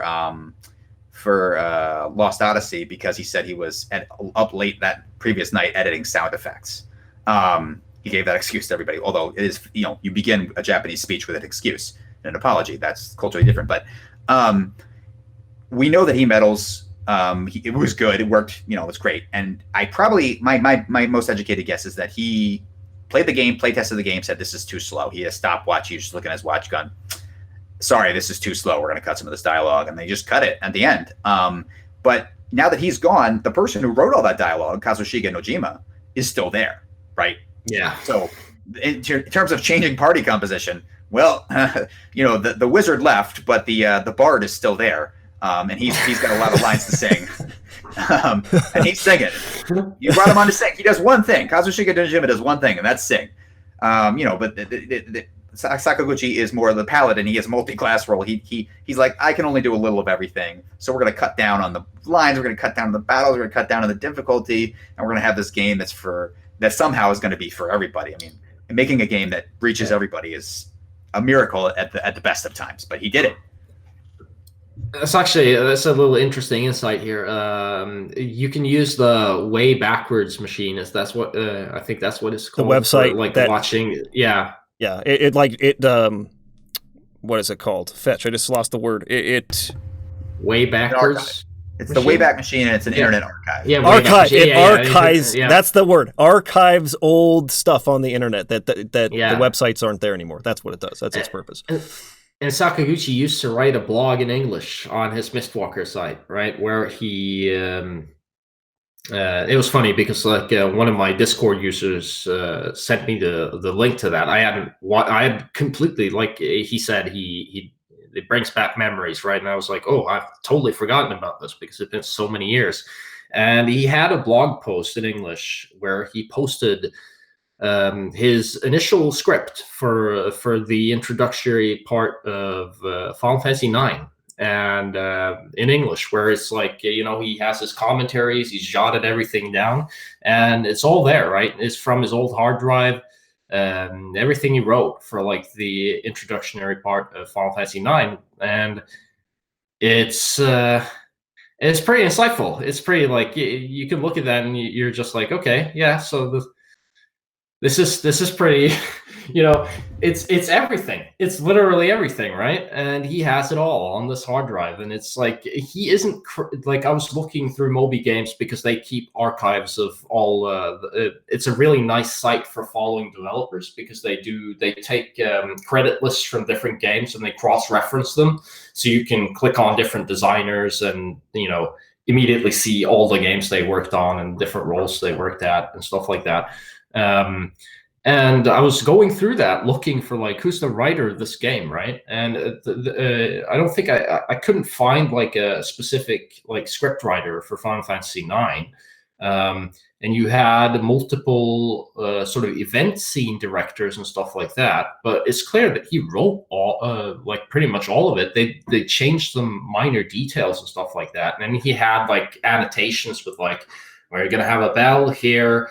It's gonna not gonna be a long battle, right? His notes are all there. Yeah. Yeah, it's all there, and it's pretty apparent. You're looking at that. There's just no way that this guy would take I don't think we know that he took a hands-off approach on 8 because he was busy with the spirits within. But there's just no way that this guy who wrote all that crap. It was sitting there and like when they were working off Final Fantasy VII, he was just like, no, no interest in this. Like, just do your thing, write your script, right?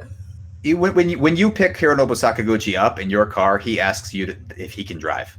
That's that's the sort of person he is. There are a lot of guys who worked under him who described him as a tough boss, and this is something that I've seen more recently, like kind of just, I don't know, maybe an ignorant or a naive sort of like idea about what Sakaguchi's role was post 5, because they just look at the director credit and they say, oh, but Final Fantasy VII was directed by Kitase, and that Sakaguchi gets all this credit when he wasn't even really like that involved. But it's like, you guys don't understand how intimately, crazily involved he was in the producer credit. Like, he's a producer on 7, he's an executive producer on 8, because that's the one where he had to step back because he was doing the movie. But he's back in the producer-writer role for 9. Right. There's a really inappropriate comparison I can make, and I don't want to say that morally these two people are equivalent, but after 1936, Joseph Stalin didn't have an official position in the Soviet government. Does that mean he wasn't doing anything? Sure. No. It's No. And the moral equivalent of that, though, is Sakaguchi had power. When you have power, you don't need a title.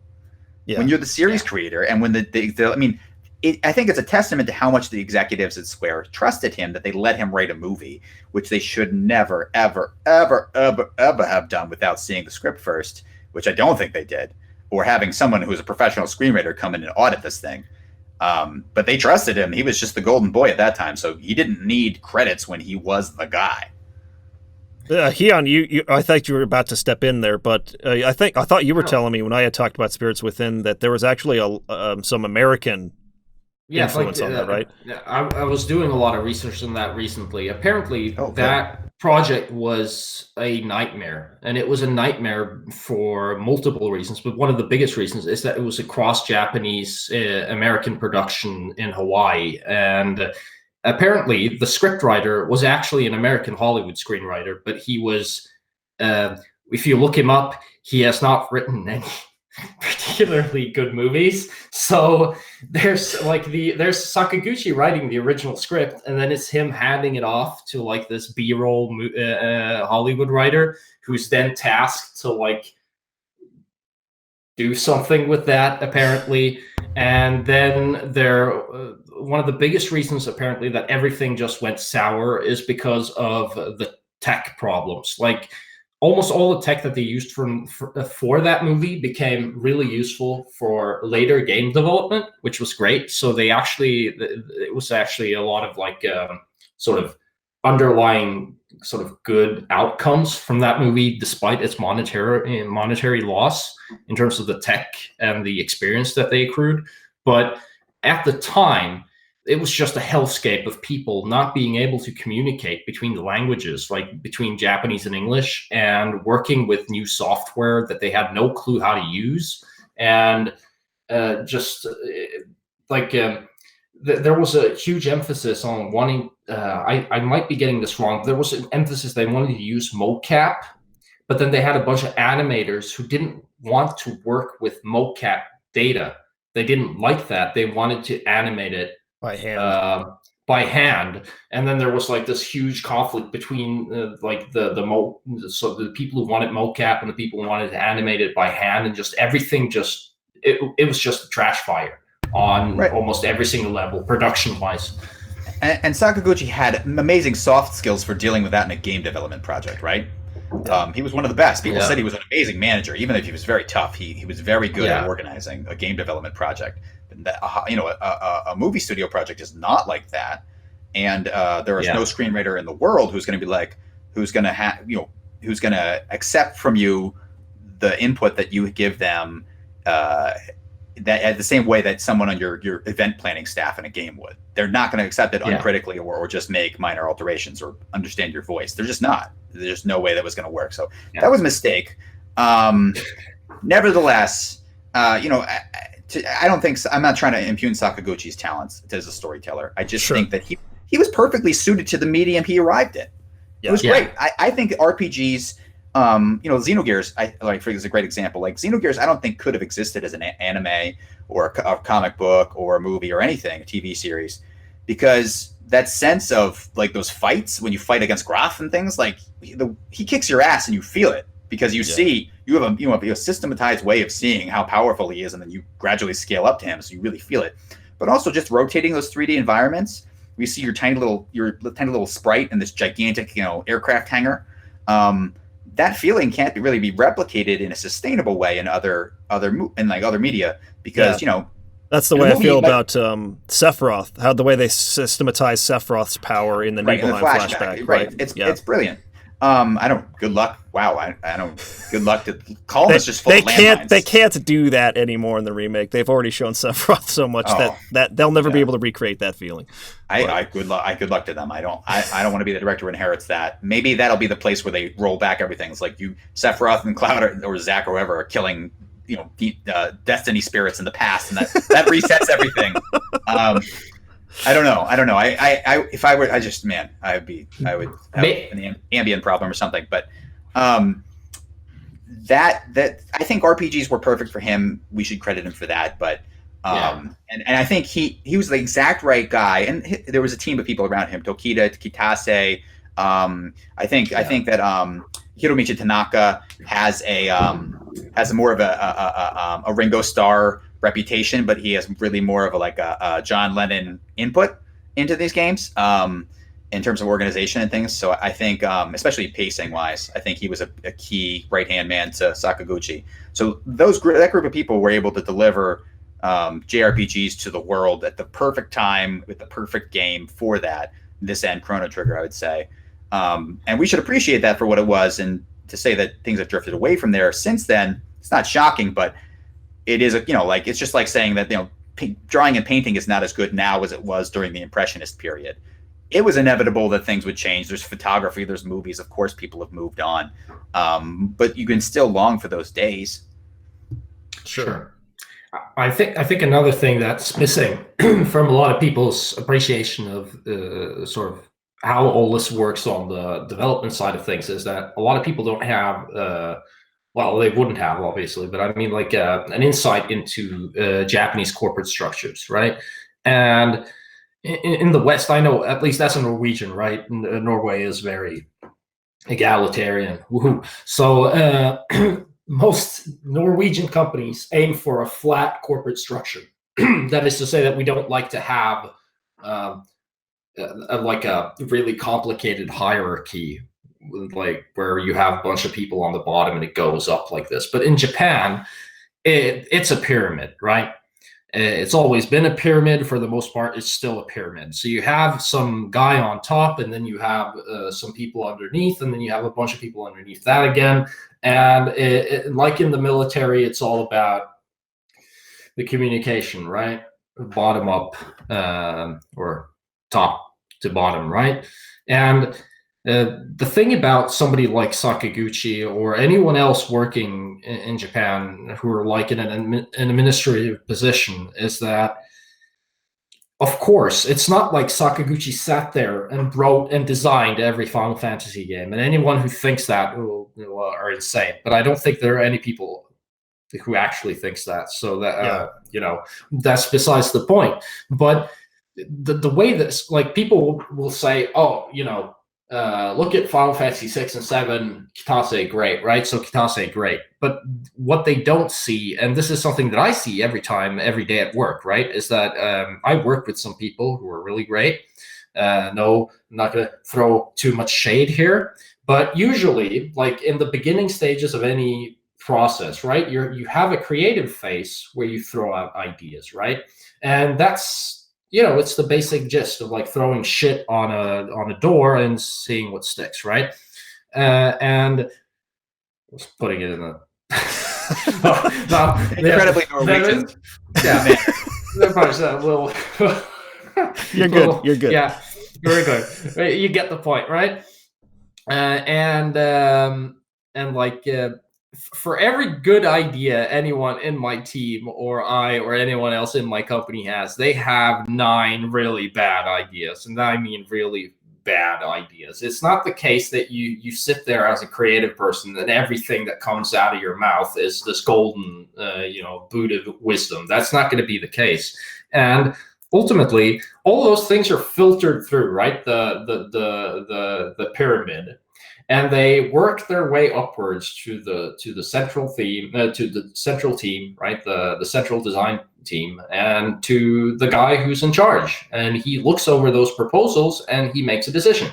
Like, this is great. Let's keep this. This is trash. I don't want to see it ever again because it's making my eyes bleed. And that's like, so like that's literal too, by the way. Yeah, you remember the Hayao Miyazaki pitch where he goes, I find this to be an offense to life itself." Anime was a mistake. Yeah. No, those guys are OGs. They are stone cold. Yeah. It's I'm going to continue, but I just need to make this tangent. I have there's a guy who does character design in my company who had made this really beautiful drawing of this girl with a spear and like high heels and a skirt and something like it was like a half like mecha, half a girl kind of thing.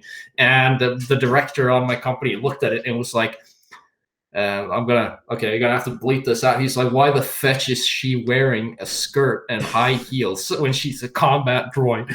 And you can see the guy was just kind of glazing over. He's like, well, it looks good. And he's like, yeah, and why? Do you have like a practical reason for this design? Like, does it make sense in the setting? Do you have an explanation for this? And the guy was just like struggling, right? Because he didn't. He just drawn it because he thought it looked cool. And he had no freaking clue how to respond to the question. You can see he start sweating and he's like, I'm sorry. He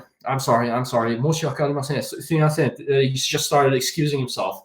And the director's just like, get back to your desk and you draw something different. And you could just see the guy was just like,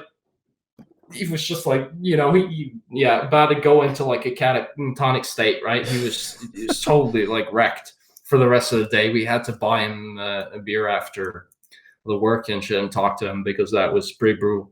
But so I guess the point I'm trying to make here is that if you have a corporate pyramid structure with Sakaguchi on top, and we know this from interviews, people used to refer to him with nicknames like freaking King and God, like they literally called him Kami-sama on the freaking set. And so you have that guy, and then you have Sakaguchi, you have Kitase and the other people doing their thing and writing, and they're making suggestions, obviously. Like, obviously, if you didn't have Nomura there, Cloud would not have looked like Cloud. But that doesn't mean that Cloud looked like Cloud when Nomura drew his first draft, right? Sure. And the difference between, say, for instance, Cloud looking like, looking like Sora from Kingdom Hearts and looking like Cloud might, for instance, be because somebody higher up told Nomura to tone those buckles down. We don't need that many belts on our characters, right? And so the difference is that when you remove that and you put Nomura on top of the pyramid, then Nomura gets to say, we can have as many belts on our characters as I freaking want to. And so I feel as if like that's the thing that people need to understand, right? The difference between it, like who's on top of the pyramid has a huge impact on like everything else. It goes downwards, right? It doesn't mean that we're taking credit away from the designers who work hard and who draw characters and their creativity, but it means that, as I said, like the guy making the choice on top is the difference between whether you go with the one good idea or you go with one of the 9 really bad ideas that pass by your desk every day. And I think that Sakaguchi's input there has probably been invaluable over the years at Squaresoft. I have 3 things to add to that. First of all, also as a game developer, I'm impressed that you only have 9 bad ideas for every 10 ideas. I was being charitable to my team. I have 99 bad ideas for my every 100 ideas. Most of my workday consists of me banging the wall that you see to the left of me on with my head, trying to figure out how to solve design problems in an elegant way that won't cost $1 billion. Just to provide some context there. Another thing is, as far as Japanese corporate structure goes, a really good piece of media you could consume to see a little bit of that is Agretsuko on Netflix. It's like the Japanese The Office, which of course means it's anime. But it really gets into like the inner lives of office workers and the power dynamics at play and how those are changing in the millennial generation, or not changing sometimes. It's really good. I recommend it highly. The third thing is looking at when corporate hierarchies change and the voice of the company changes. Of course, that's going to have a huge impact. Like it's when you have like a director when you have Ryan Johnson instead of George Lucas, or J.J. Abrams instead of George Lucas directing a Star Wars movie, the voice is going to change because you just can't help it. So I think it was inevitable.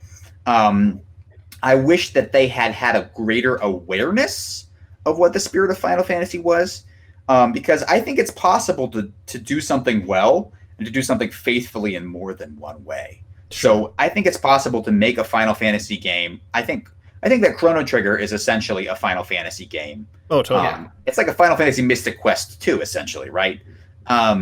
With time travel. And except that it's good. Yeah, well. I'm just kidding. I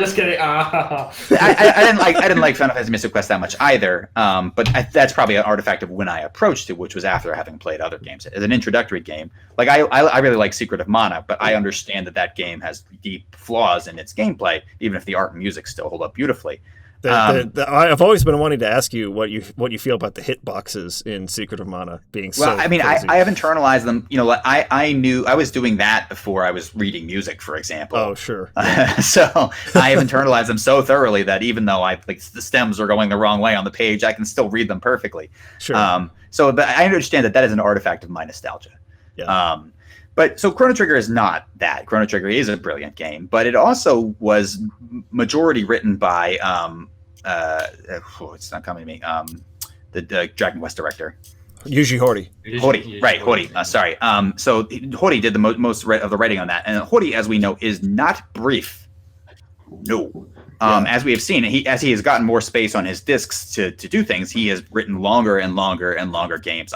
I'd be interested to have a conversation with him because I feel like he's got a lot to say about probably anything.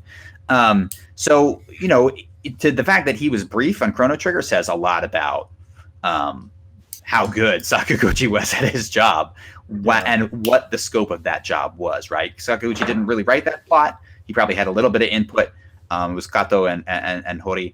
And Sakaguchi was just like, pare down, make it easier. And he was, of course, right. Chrono Trigger turned out to be just the right level of difficulty to reach millions and millions of people over decades. And everything was just sort of pitch perfect. The pacing was perfect. We know that they cut dungeons, they cut the Singing Mountain.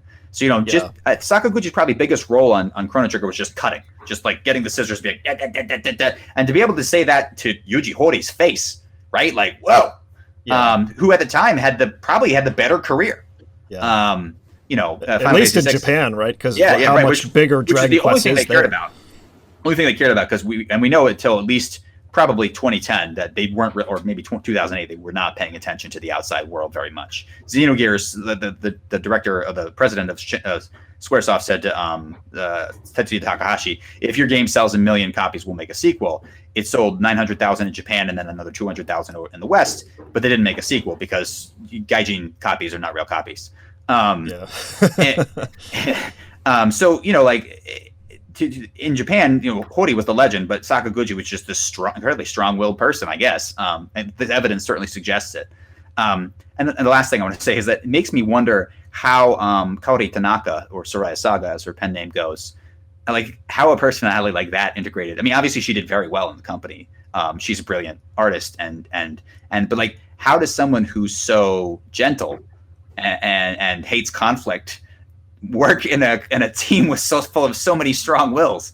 That must have been very good. But she had a huge impact, right? She, you know, Kitase, another strong will. And Kitase, between Kitase and Sakaguchi and Final Fantasy VI, one wonders where there was any creative room at all. But we know that Tanaka drew many of those sprites. She wrote out the Figaro brothers plotline. She did a lot, and it was like, how did I'm amazed. I take my hat off to her, because to navigate the levels of diva personality that were going on there and still have input while not being yourself, you know, this double-bladed warrior, makes me is like, wow, that's mature politics at its best in the art space. Okay, so we've gone over a lot here. I think there's going to be a lot to review, a lot to think about as we think about maybe future videos we want to make. But I want to turn it to Hian one more time. To get any ideas that you have on what you see in Sakaguchi's formula. Go ahead. Well, I don't have anything to add to that.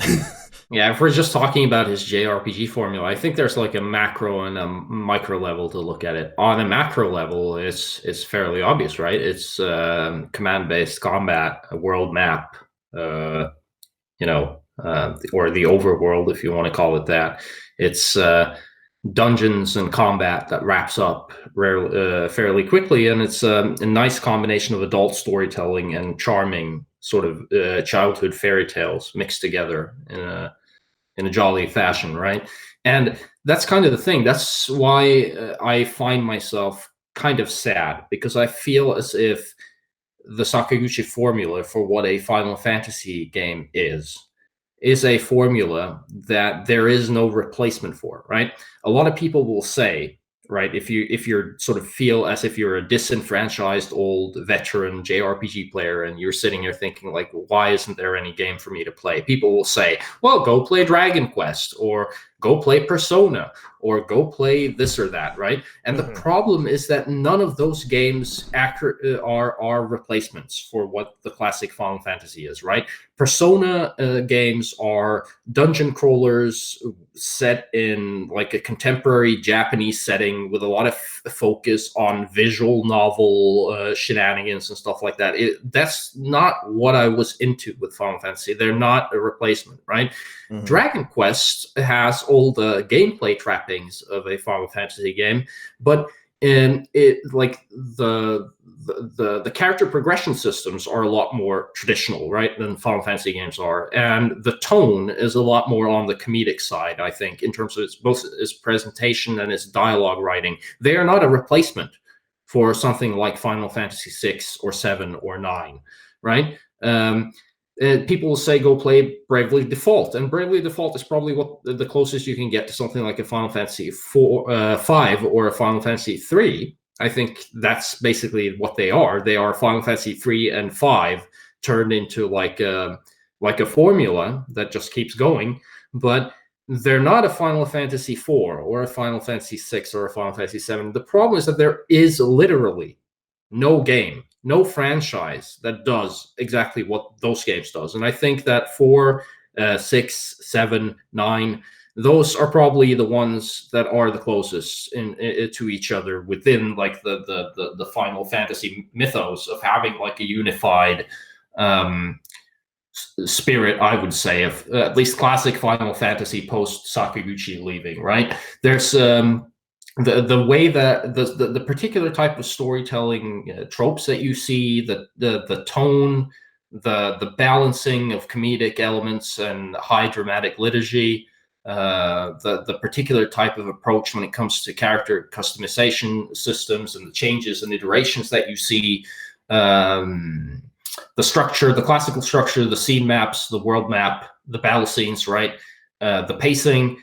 Those games seem to, and of course, I'm not drawing kind of 3 and 5 out of that. They're, for the most part, very similar. I'm just saying that I think they have a more, they feel a bit more on the lighthearted side, even though they have their share of dramatic moments as well. And they feel a bit closer to the DNA of something like a Dragon Quest, I think, on the tonal side of things, than, say, 4 and 6 and 7 and 9.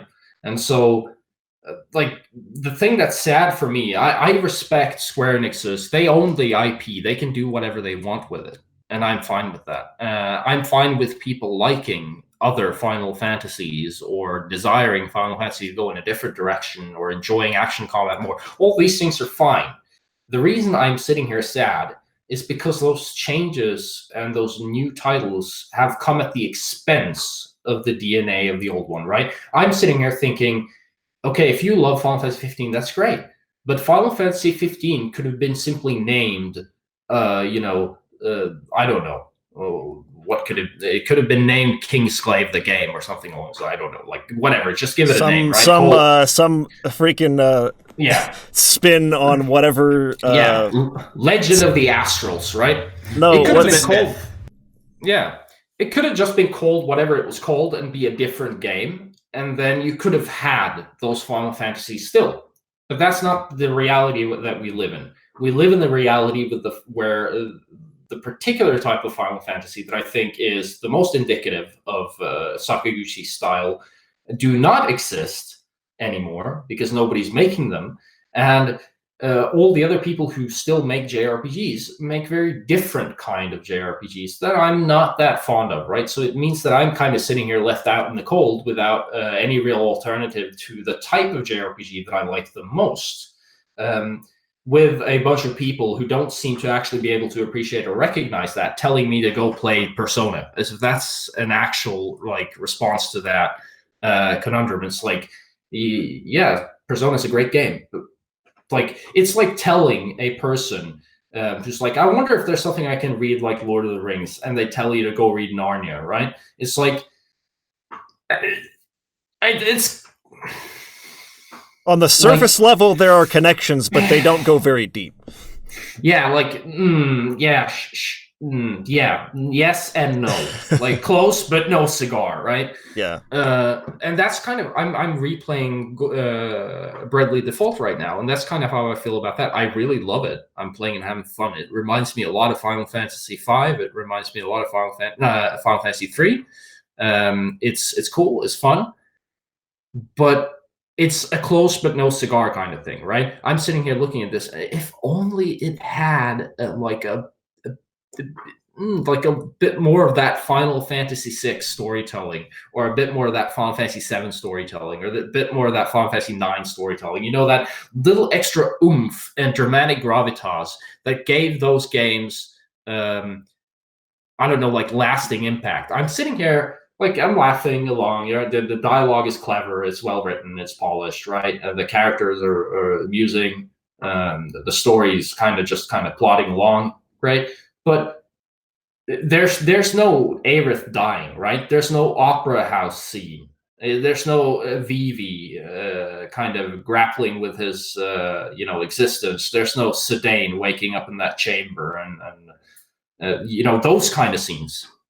Those kind of high drama scenes that just kind of scream like this is a scene for the ages, right? This is what you're going to remember this game for, and that's going to keep it alive in your heart, right? Those are, I think, the scenes that set those particular games apart, and that perhaps are most succinctly exactly what I'm looking for, in combination with all the other facets of a Sakaguchi game.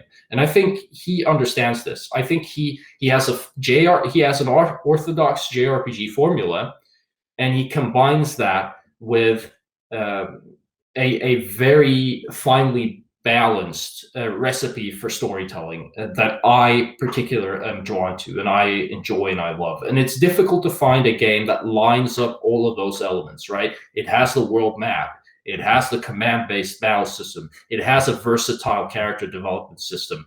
It has a high-stakes, right, dramatic a story with dramatic gravitas, and with also like nice moments of levity. Just getting all of those things lined up, that is what I would call the spirit of a Final Fantasy, right? And that game does not exist in 2020. And that makes me very sad, right? Telling me to go play Persona or Dragon Quest or the Final Fantasy VII Remake, that is not a response to that, because none of those games are exactly that. And that makes me very sad. I just want to jump in here and say that Hian is more eloquent in his third language than I am in my first. Had a moment of just absolute dejection. Yeah, I think I would say that everything that he said is absolutely true in terms of tone and the spirit of Final Fantasy. I think I would call it the voice, right? The voice of Final Fantasy of Final Fantasy in general. Yeah, nailed it. He nailed it. I'm a professional Final Fantasy scholar, and this guy nailed it. So, yeah, I agree to a large extent, and like this is a sentiment that I shared, say, in my video on Xenoblade Chronicles, where I had been for a long time what I thought was a long time at that time. It had only been maybe a decade, but now it's been 2. And I was searching for that, that type of RPG that you just described, Hian. Like, what happened to these games? Square used to make them. I can't find them anymore. I didn't find it in Final Fantasy 13. I didn't find it. I hadn't played Lost Odyssey at the time, but that's probably the only example I can think of during that early 2000s to 2010 span of a game that captured what you're talking about. And so, yeah, I mean, I think Xenoblade Chronicles, the first one, definitely not Xenoblade Chronicles 2 for me, but was like maybe the only game I can think of, and then Last Story, that really nailed what you're talking about. All of the elements you're talking about. Of course, I played and loved Bravely Default as well. And I think on the gameplay side, like Bravely Default probably gets closer than anything else I've played to like a 1990s Squaresoft RPG.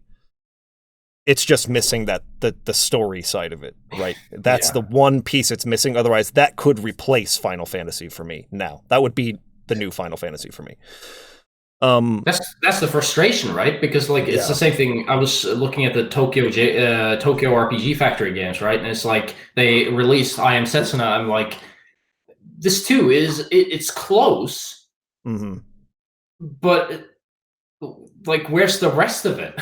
Yeah, you get and it always makes me so dejected because I'm like, it's so close.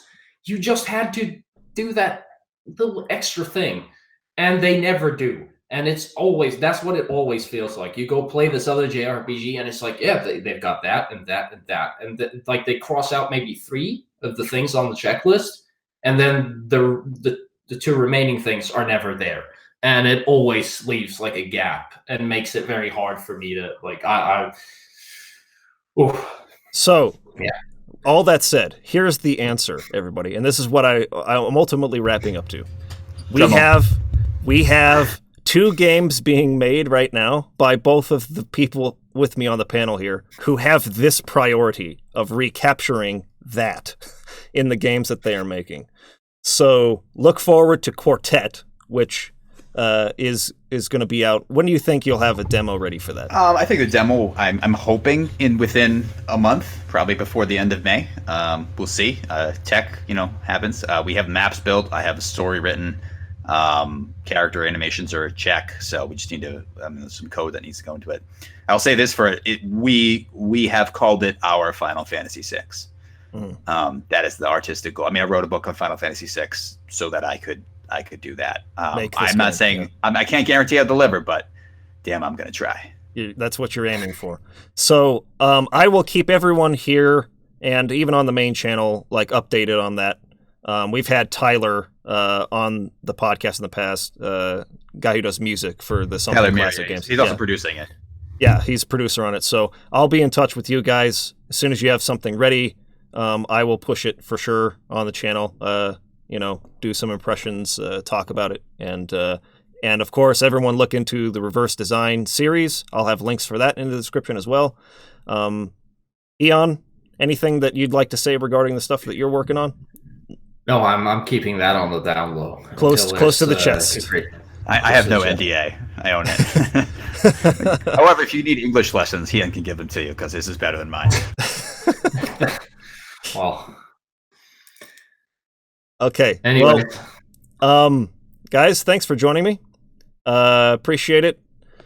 This was a good way, I think, to kind of just release the remainder of like the things I had on my mind. The last of the things I wanted to say regarding Final Fantasy VII Remake, about some of my internal grievances regarding like where the series has come since Sakaguchi has left.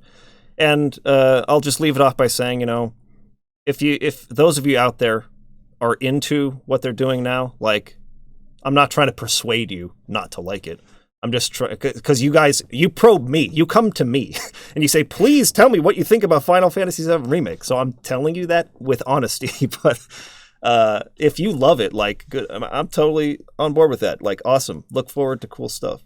You don't have to listen to what I'm saying and internalize it if you don't want to, but go ahead. That's actually a great advice, right? That's, I sometimes play with the idea of making recordings and stuff like this, and the only time I have, it always starts with the statement: if you hear anything that you think might like trigger you in regards to my opinion, don't listen to what I'm about to say. Just turn off the video. It's not worth it, right? Don't leave a comment.